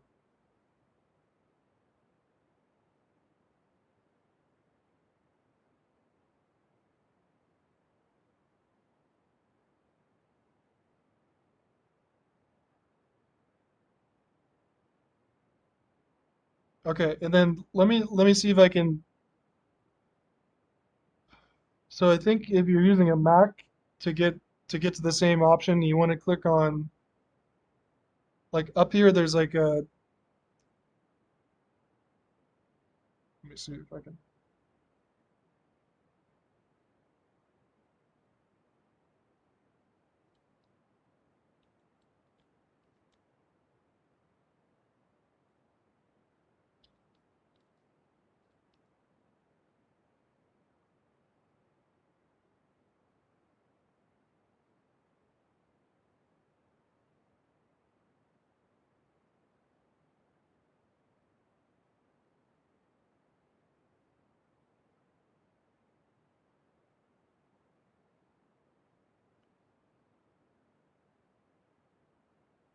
Yeah. So it's either insert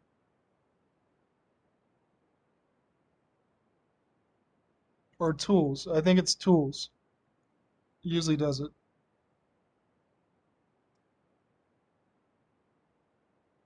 Okay, so if you're using a Mac, I think this is what it's going to look like. You click on the Tools menu, and then Add-ins, and then it should take you to the Add-ins box, and just click on the Analysis tool pack. So Tools, then Add-ins.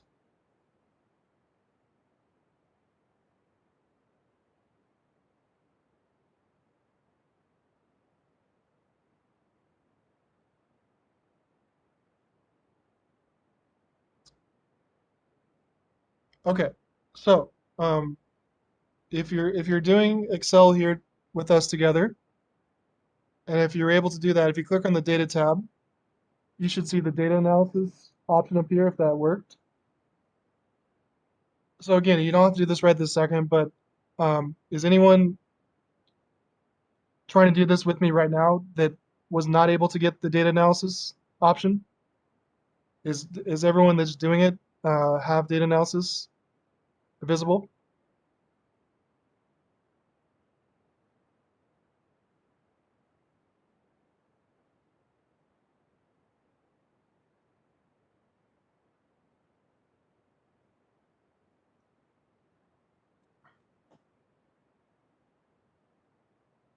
Okay, well, I'll take your word for it. So again, I just showed you, or I tried to show you how to load the data analysis via Windows and also via Mac. So hopefully that worked if you did that. And so I'm going to use data analysis now to run a regression, which is essentially going to be the natural log of quantity as a function of the natural log of price and the natural log of income.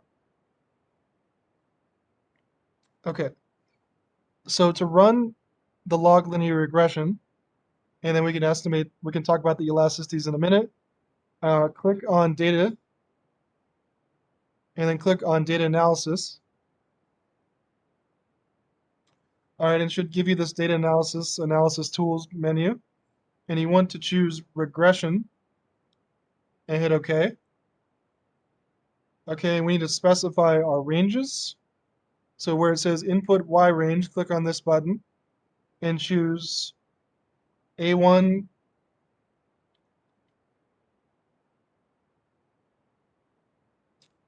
A1 to A50, and hit that. And for the X range, it's the other two variables. So hit for the X range, hit that button and choose B1 to B50.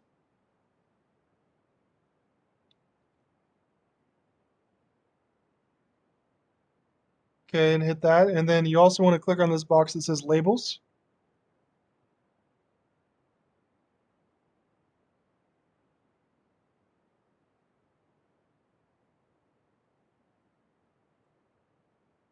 Okay, so if we're doing this together here, the input Y range should say A1 to A50, and the input X range should say B1 to C50. And then also this labels box, check that. All right, everything else just leave it how it is and hit the OK button.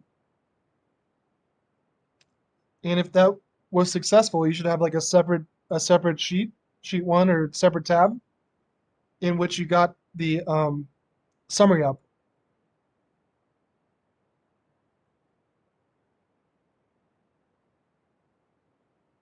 See if I can make this.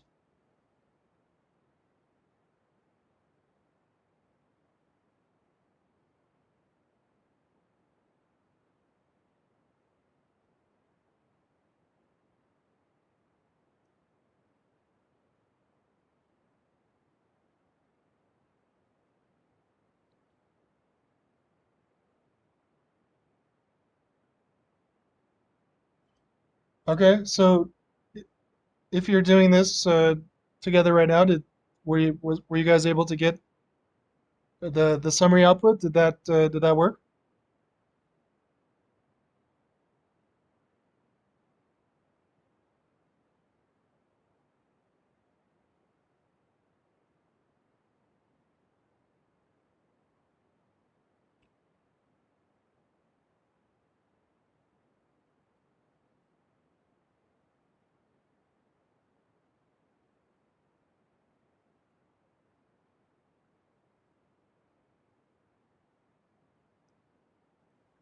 Okay. Well, let's assume that we could do this. And so what we got here is a summary output of the regression that we're going to talk about.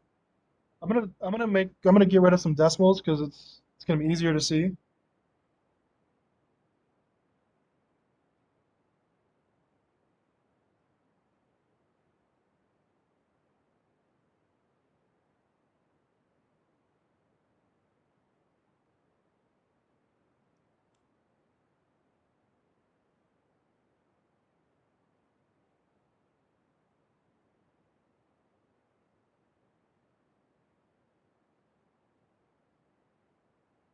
Okay, so I got um, so step one for the question was just to do this. All right, so you got your summary output, and I'm gonna highlight the things that we need to talk about. So the adjusted R squared,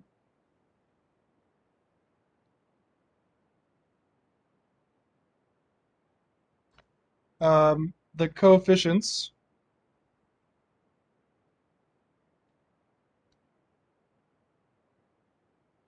and the T stats, and then everything else, don't worry about it. That's for you can This is all you need to focus on for this step.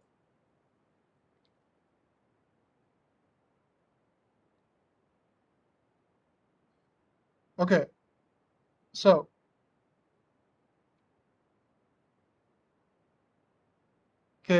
we're doing number 12, the first problem in the elasticity homework, and step part A is just to include a screen cap of your regression, which is the summary output. So all you got to do if you get the regression done is just take a screen cap of your summary output and put it in your homework assignment. So here we go. Let's just do this. I'm just gonna.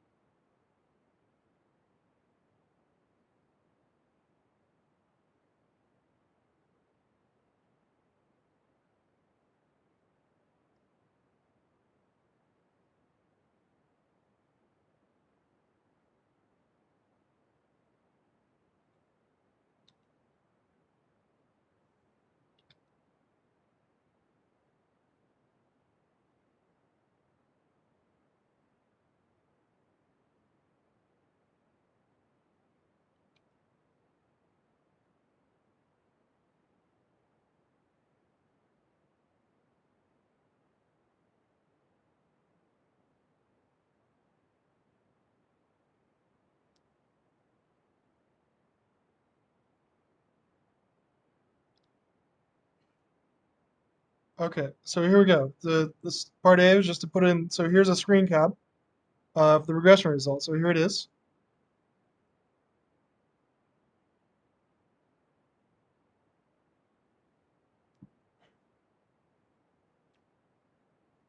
Okay, so part B is to write out the equation using the estimated coefficient. So we're starting with this equation, and we're putting in the parameters from the regression. All right, so it's essentially going to be this.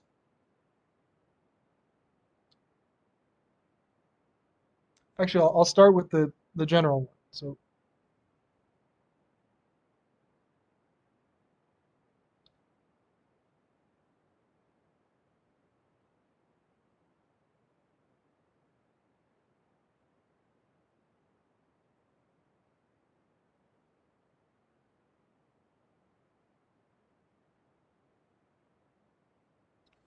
okay, so there's the general equation that we're estimating, and let's plug in. We're just plugging in our betas, which are exactly the coefficients. So it's going to be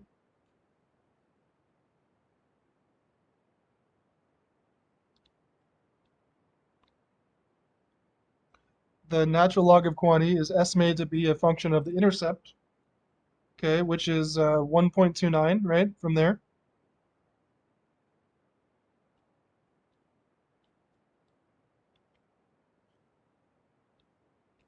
Okay, plus the coefficient for the natural log of price, which is right there, negative 0.07.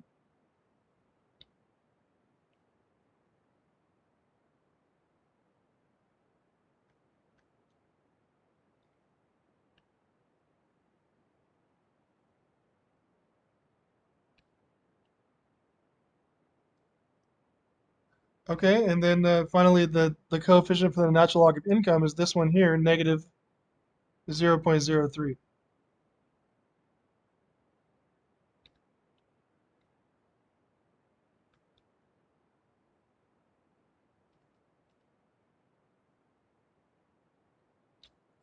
Okay, so all I did here is take the general equation that we're trying to estimate, take the coefficients that we got from the regression and put those coefficients into the estimate. So we were trying to get an estimate for the betas.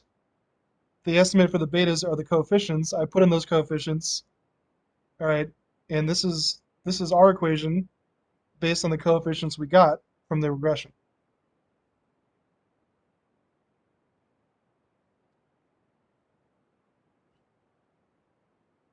Okay, part C is let's interpret the adjusted R square.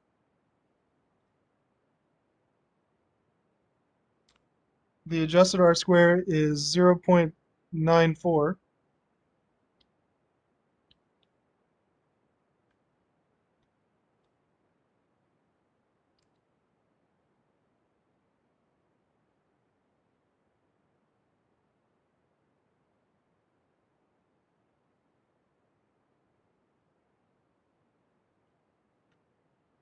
All right, and remember the adjusted R square is the percent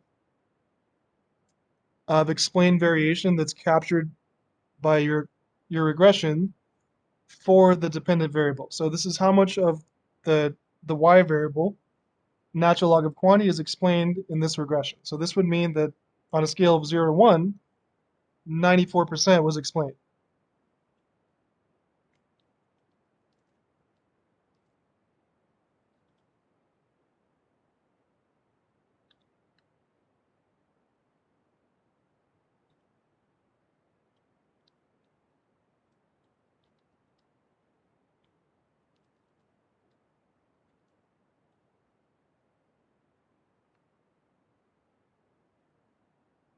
Okay, and then let's check if the coefficients, or part D, are the coefficients for your explanatory variables statistically significant. That means, is the t-stat high enough? And remember, as a rule of thumb, let's just use that if the t-stat for the associated coefficient is bigger than 2 in absolute value, then it's going to be significant. If it's not, it's not significant. So you can see here that this one is 26, and this one is way too low, 0.33, so that's going to be our cutoff.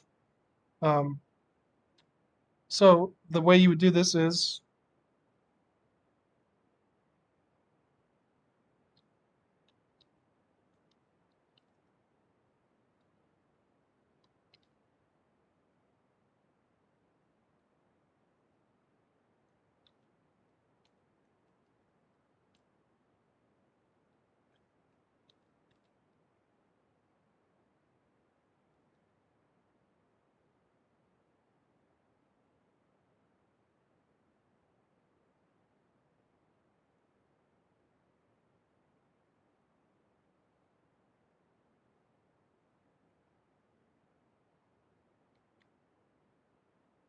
okay, so I'm just taking the information from the highlighted area. So the t-stat for ln price is negative 26.62. The t-stat for ln income from right here is negative 0.33. Okay, and all you have to do here is check if these numbers in absolute value are bigger than 2. If they are, that associated coefficient is significant. If they're not, it's not significant. So this is all we're doing is this is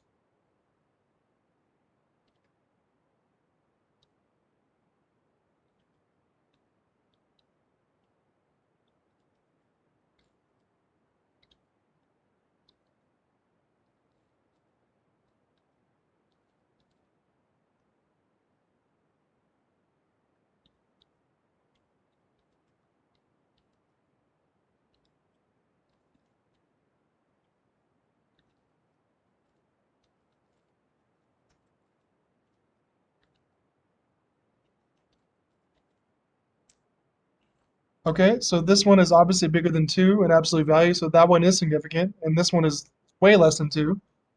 This one's not significant because the t-stat's not high enough, and so this coefficient isn't confirmed with the data, and so we can't really conclude about it because the t-stat's too low.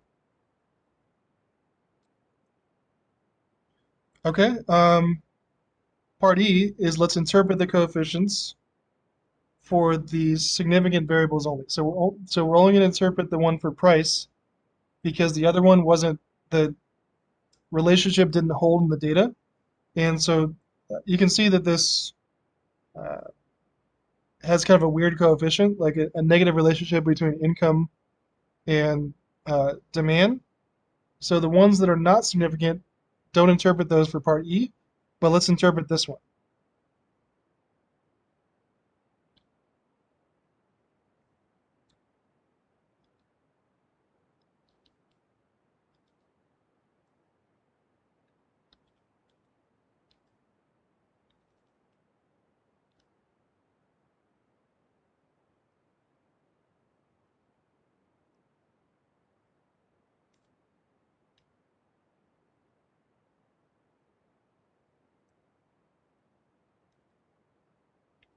Okay, so the coefficient for ln price is negative 0.07,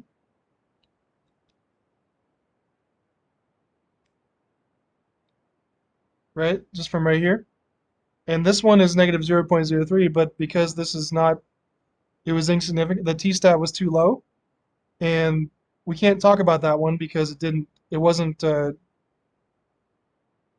data didn't, the data wasn't strong enough to confirm the relationship. So only talk about the ones, or only interpret the ones in which the t-stat is high enough.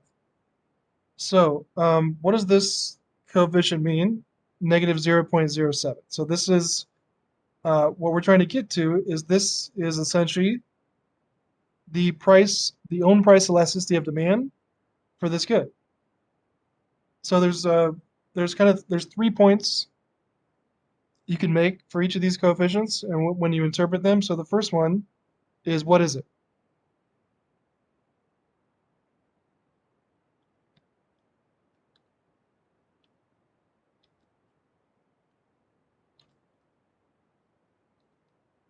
Okay, so because this is the relationship between the natural log of price and the natural log of quantity, that represents the own price elasticity, that coefficient.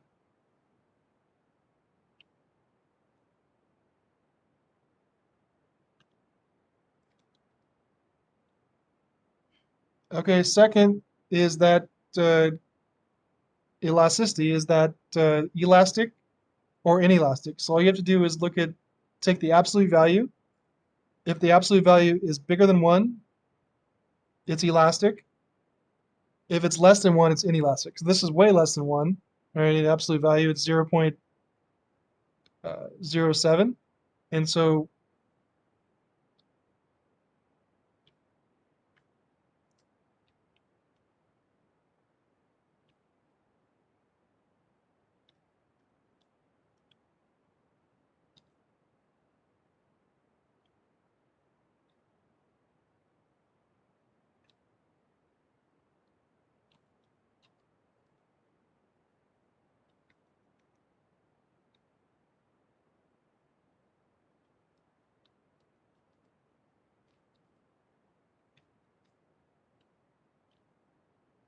okay, and then the last piece of information is, what does the number mean? So this is, how do you interpret this in terms of the own price elasticity? So this is, you know that the own price elasticity is the percent change in demand divided by the percent change in price. So this is the responsiveness of demand. All right, exactly. So what we would say is when price changes by some percent, this is the responsiveness of demand. All right, so this is the exact interpretation of the elasticity that we talked about.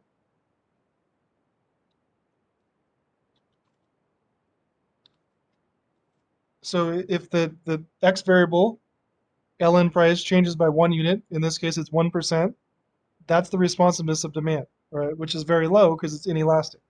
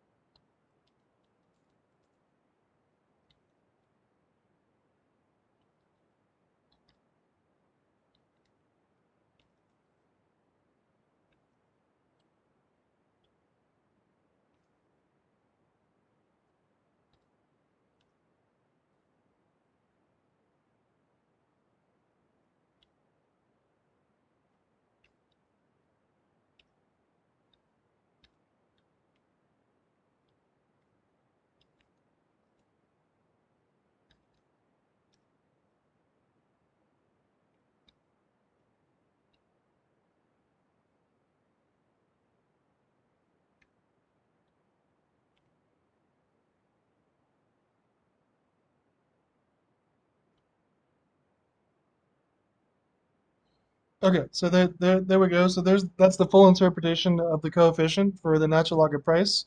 So that coefficient, because we're doing the log linear estimation, that represents the own price elasticity. All right, take the absolute value and see if it's bigger or less than 1. It's inelastic because the absolute value of the coefficient is less than 1. And this this is the interpretation of what that number means. So this is the responsiveness of demand to 1% change in price. So what that means, if price increases by 1%, then quantity demanded decreases by the coefficient, which is 0.07%. So these are elasticities, these are natural logs. This is all percent changes.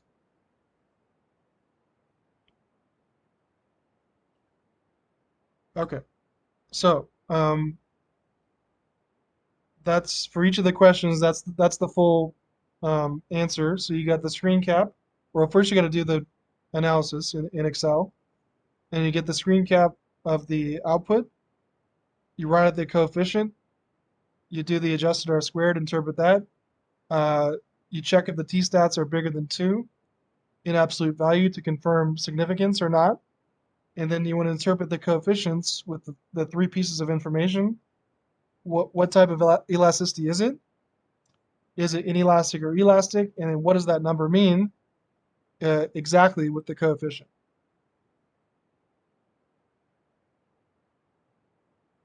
Okay, so questions on what I did here and how to do these type of problems?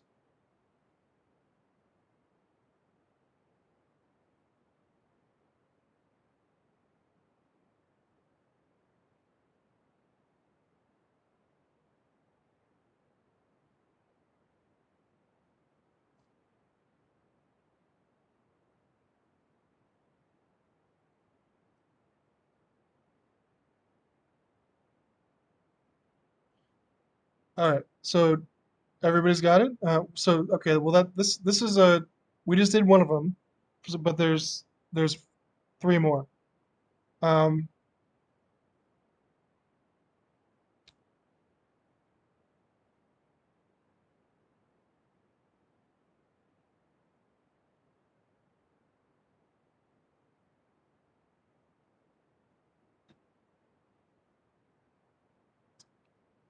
okay, so basically what you're gonna do is, and I can do more if you want. So number 18, they're all kind of the same. You're gonna take the piece of data, or you're gonna take the Excel file. You're gonna do the data analysis and estimate the natural log, the log linear regression.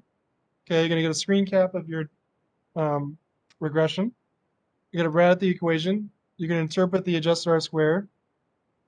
You're gonna see which ones are significant, and then you interpret the ones that are significant, like I did there. So you got so for number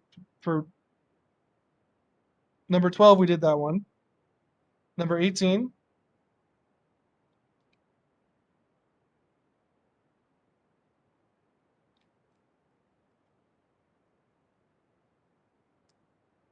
okay, number 18, here's the data for that one. All right, there's the data file for number 19. This one has a bunch of different states, and I just assigned based on your last name, alphabetical order.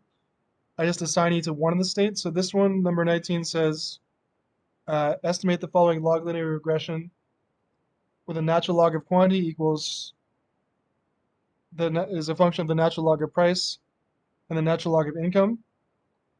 Okay, and so this one has a bunch of different tabs where KBC, some microbrewery sells microbrews in the 7-state area, which are these ones.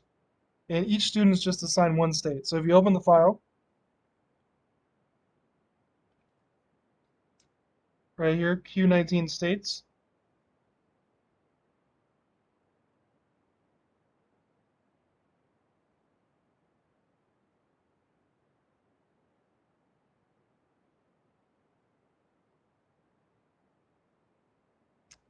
Okay, you'll see there's a bunch of different tabs. This is for Illinois, Indiana, Michigan, Minnesota, Mississippi, Ohio, and Wisconsin. You're only going to do the one you're assigned to, and the assigned states, again, just based in alphabetical order, are here where it says ELSSD homework. Here's the Q19 states list. Open that up.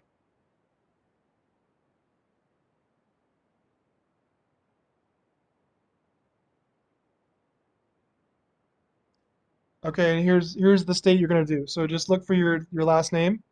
Again, it's in alphabetical order. So if you're assigned to Indiana, only do Indiana. If you're assigned to Michigan, only do Michigan, and so on. So just there's depending on your last name, there's 2 or 3 people assigned to each state, and I did Illinois as an example. So whichever uh, state you're assigned to here, just only do the one for that one. All right. So if you're Minnesota, then only do this one here.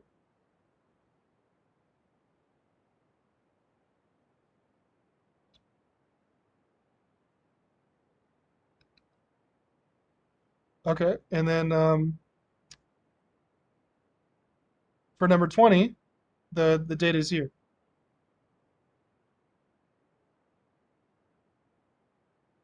Okay, so each question we already did number 12, but each question has a data file to go with it, and you gotta estimate the regression and do the answer the questions. So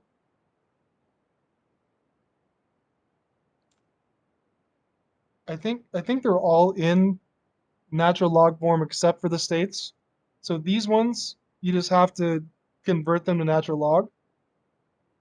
All right, and all you have to do is here, this is the one I'm doing as an example. So see how your states are just quantity, price, and income? You want them in natural log, and so all you have to do is in Excel just convert them by taking a natural log. So for example, if I want to convert these ones to natural log instead of just the basic values, let's call this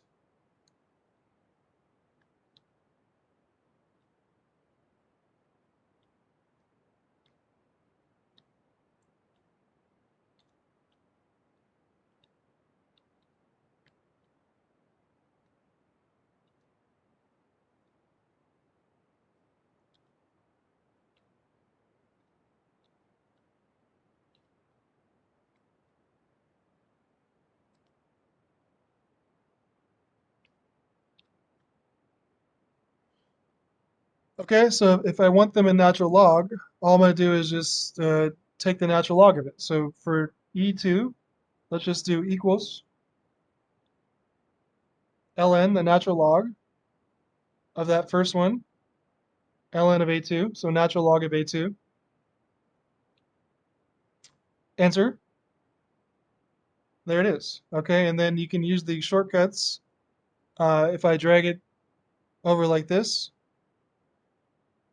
that'll be the natural log of the first price, and that'll be the natural log of the first income.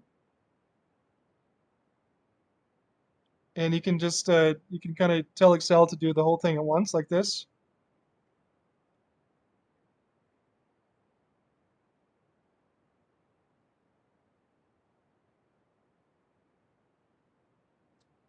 Okay, so there you go. So this is the natural log of all those quantities, right?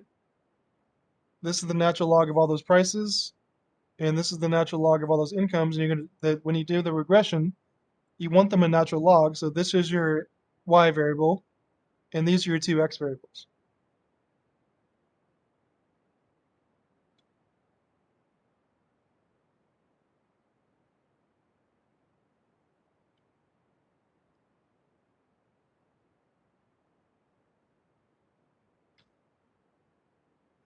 Okay. All right. So it's already it's a little bit after 8 o'clock. So but it's up. So do you does the class want me to do more? Do you want me to do another example or two, or do we got it? I can do some more of these to help you with your homework. If you still need some. Okay, so do you want me to do number 18, number 19, or number 20 um, as another example, or does everyone know what to do?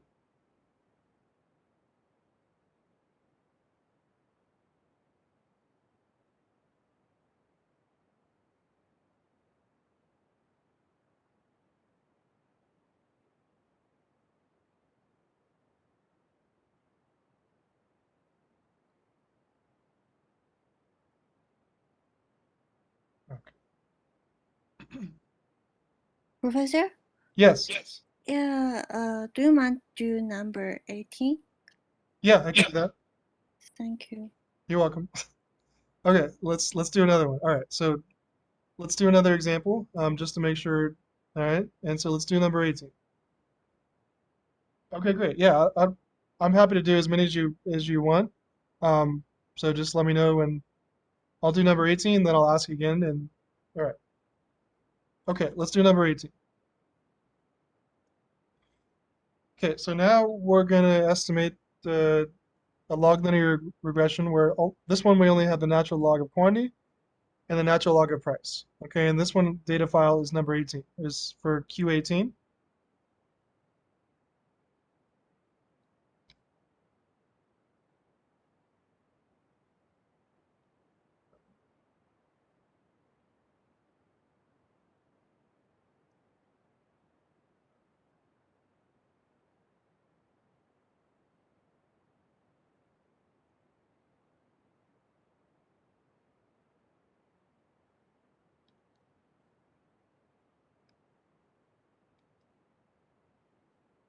Okay, so for Q18, you want to open up this one, question 18 file.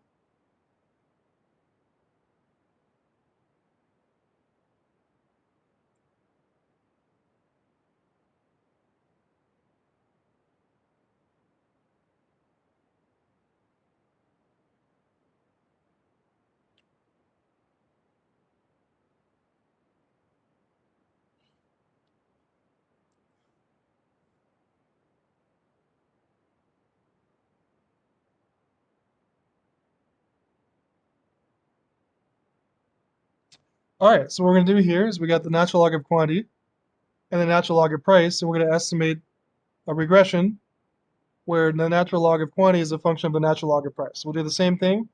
We use data analysis. All right, so if you have data analysis, all right, click on data, click on data analysis, and let's click on regression and hit OK. And our Y range is A1, so click on this, A1 to A42. Our X range is B1 to B42. And you want to click on this labels box. So Y range is A1 to A42. X range is B1 to B42, and then click on the labels box and hit OK. And what you get is a separate tab of the summary output, which is like this.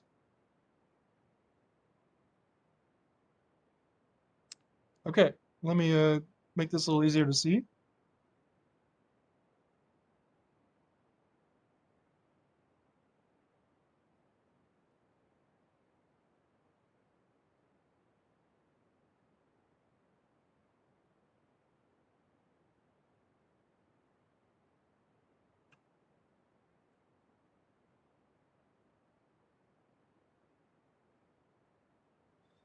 All right, here we go. So again, the things you want to interpret are the adjusted R square, the coefficients, and the t-stat. Okay, everything else, don't worry about that. So okay, so the first part is to do the data analysis and then estimate the regression. And then you want to put a screen cap of your results into your homework file. All right, so let's do that.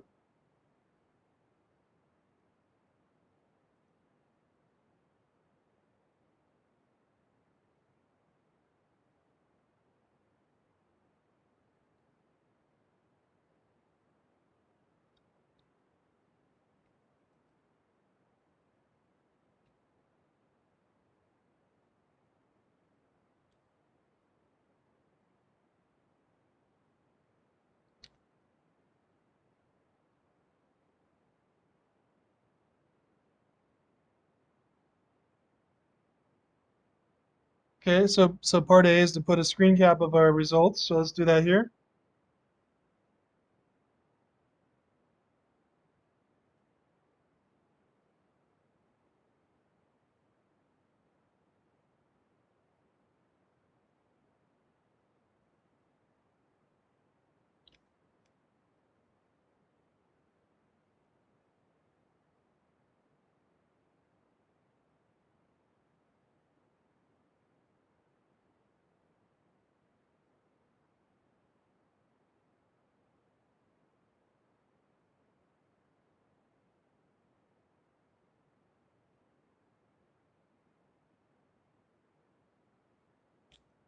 Okay, so we got part A.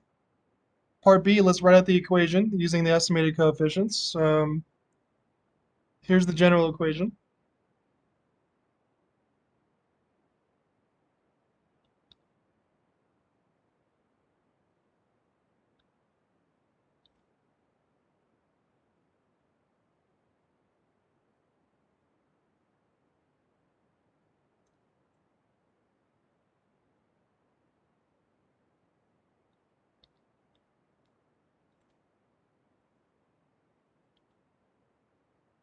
All right, so we estimated that the natural log of quantity is a function of the natural log of price.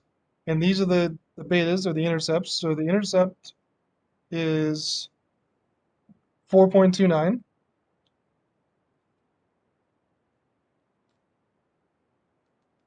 All right, and the beta for LNP, or the coefficient, is negative 1.38.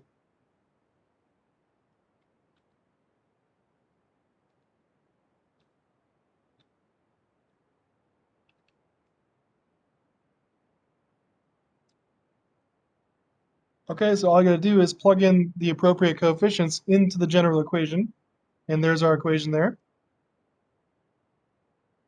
Let's interpret the adjusted R square, which is 0.94.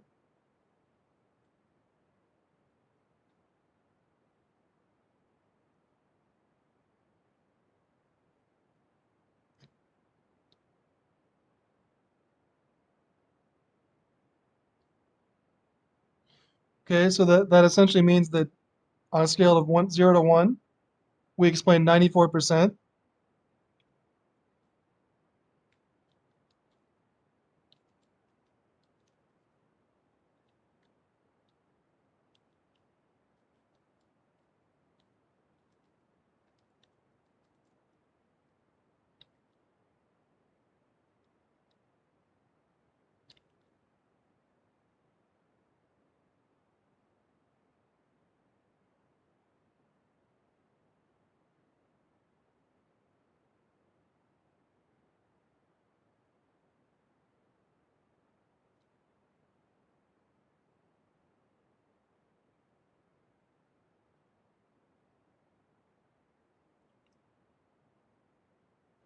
Okay, then are the coefficients significant? So we only have one coefficient to look at, which is the one for LNP.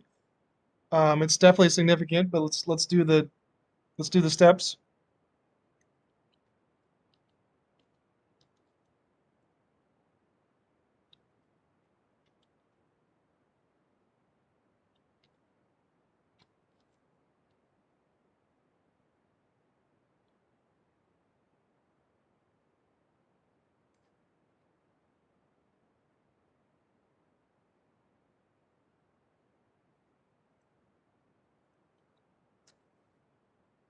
Okay, so the coefficient for ln price is negative. Oh, sorry, we want to look at the t-stats here.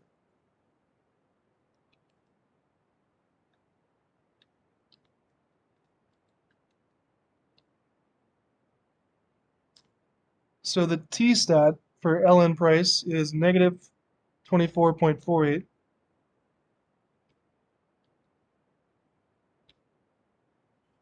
All right, and that is definitely bigger than 2 in absolute value.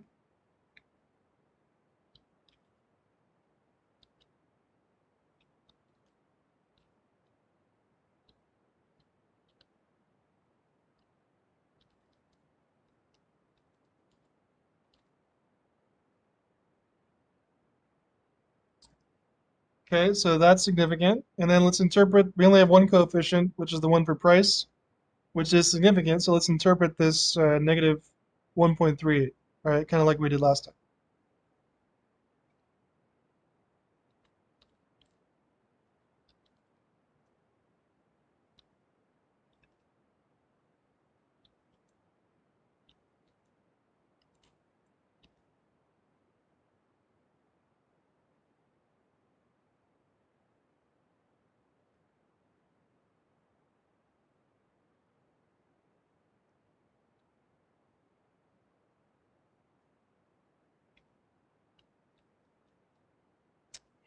Okay, so the coefficient for ln price is negative 1.38. What does that mean? Remember, there's three things we can say about it. So what is it?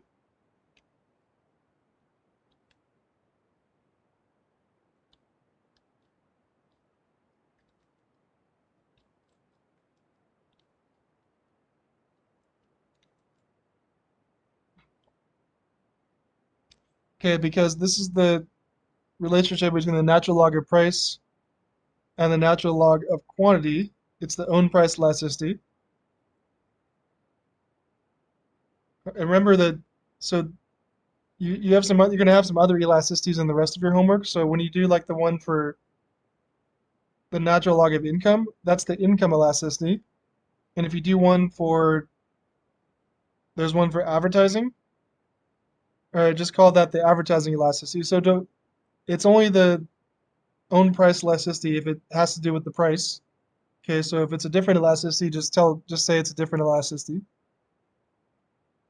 So this is the own price elasticity, this coefficient. It's very big. It's bigger than 1, so it's elastic.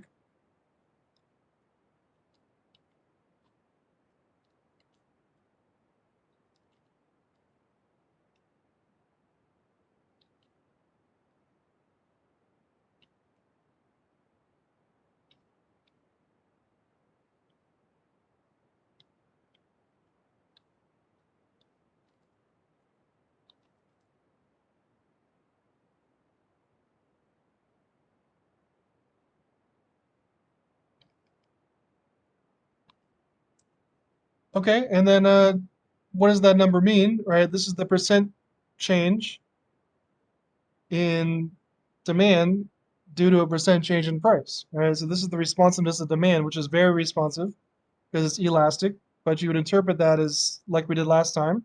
So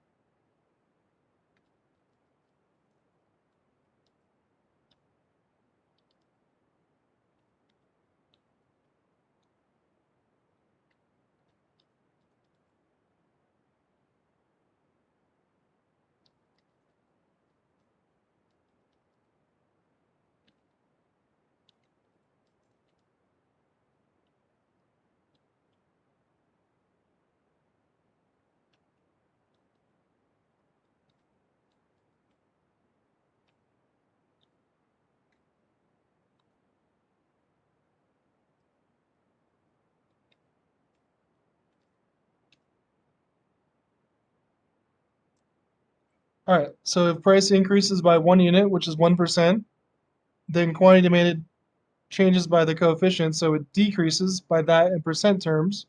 It decreases by 1.38%.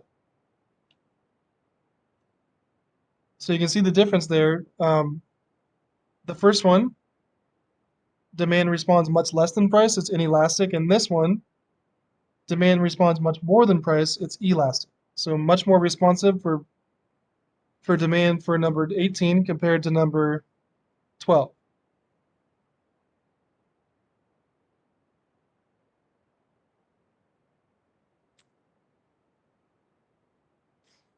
All right, so That's number 18. Questions on this one?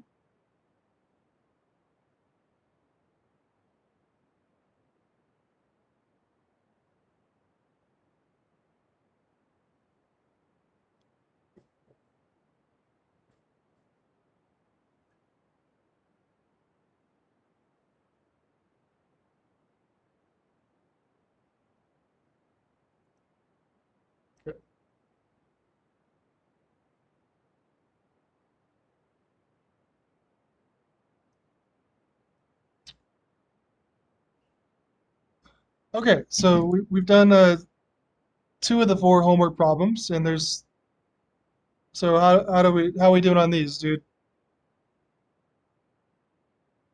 Do you want do you want me to do another one, or do you want to do the rest later? It's really up to you. I mean,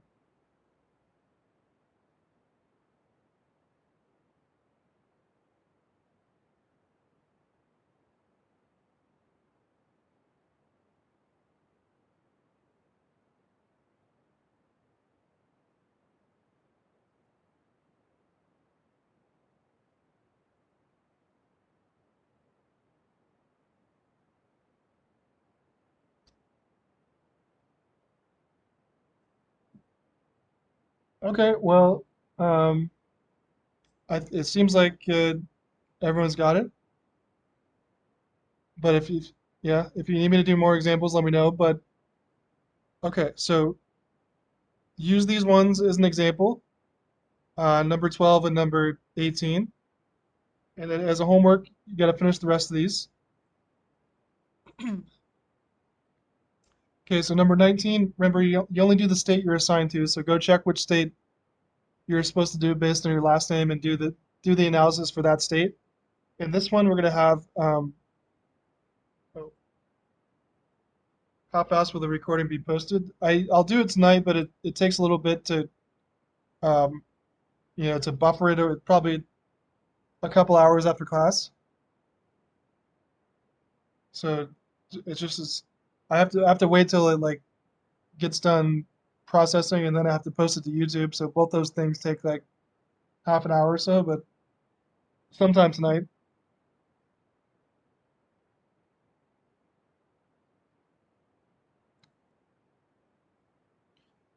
Okay. And then so number 19, right? You're gonna look at your state. You're gonna estimate the natural log of quantity as a function of the natural log of price and the natural log of income. And remember, if you're going to interpret the income one, this is the income elasticity, not the own price elasticity. This is the income elasticity. And number 20, okay, use the data file for number 20 and estimate the natural log of quantity as a function of the natural log of price and the natural log of A, which is advertising. So if you do this one, just call this the advertising elasticity. So this is the percent change in quantity demanded divided by the percent change in advertising dollars, I think. All right, so you can use the elasticity concept to anything the demand responds to. Okay, so those ones, and then you got one more thing. The chapter 3 homework, which is basically just another one of these questions.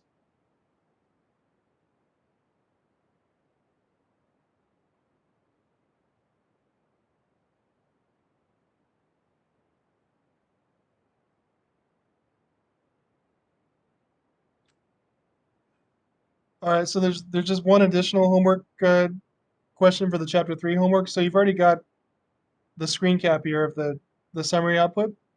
So just read the little description, and you're basically doing the same thing. Just write at the equation. Um, interpret the adjusted R square. See if the variables are significant, and then interpret the coefficients. So same thing we just did, but the first step is already done. Right? So here's the summary output.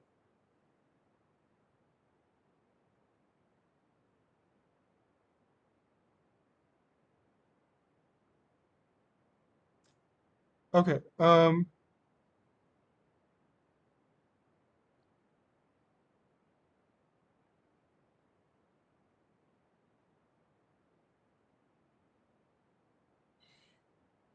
So as a reminder, make sure you turn in your chapter 1 and 2 homework here. That's due today, so get that in if you haven't done that. And then you have 2 assignments due next week.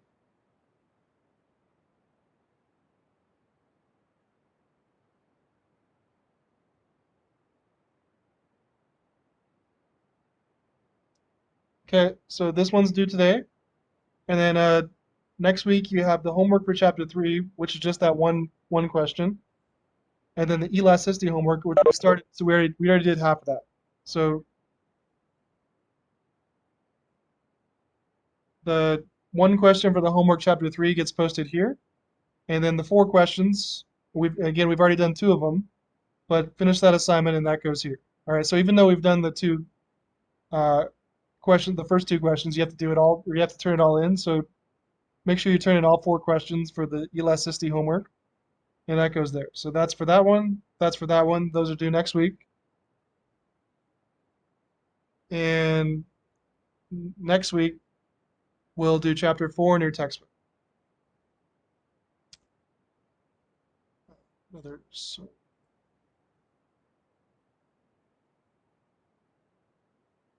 All right, so everyone good on doing the Excel stuff and the homework assignment before we wrap it up for tonight? Any, if you have any Excel questions or you had any problems with like the data analysis, then let me know. Or again, if you want me to do some more examples, I'm happy to do that too. So, all right. Well, let's just say that's it for today. Assuming everyone is good on the homework and everything. If you have, let me know if you have any questions throughout the week with the Excel or any problems with the data. But all right. So that's it for today. Thank you for joining, and have a good rest of your week.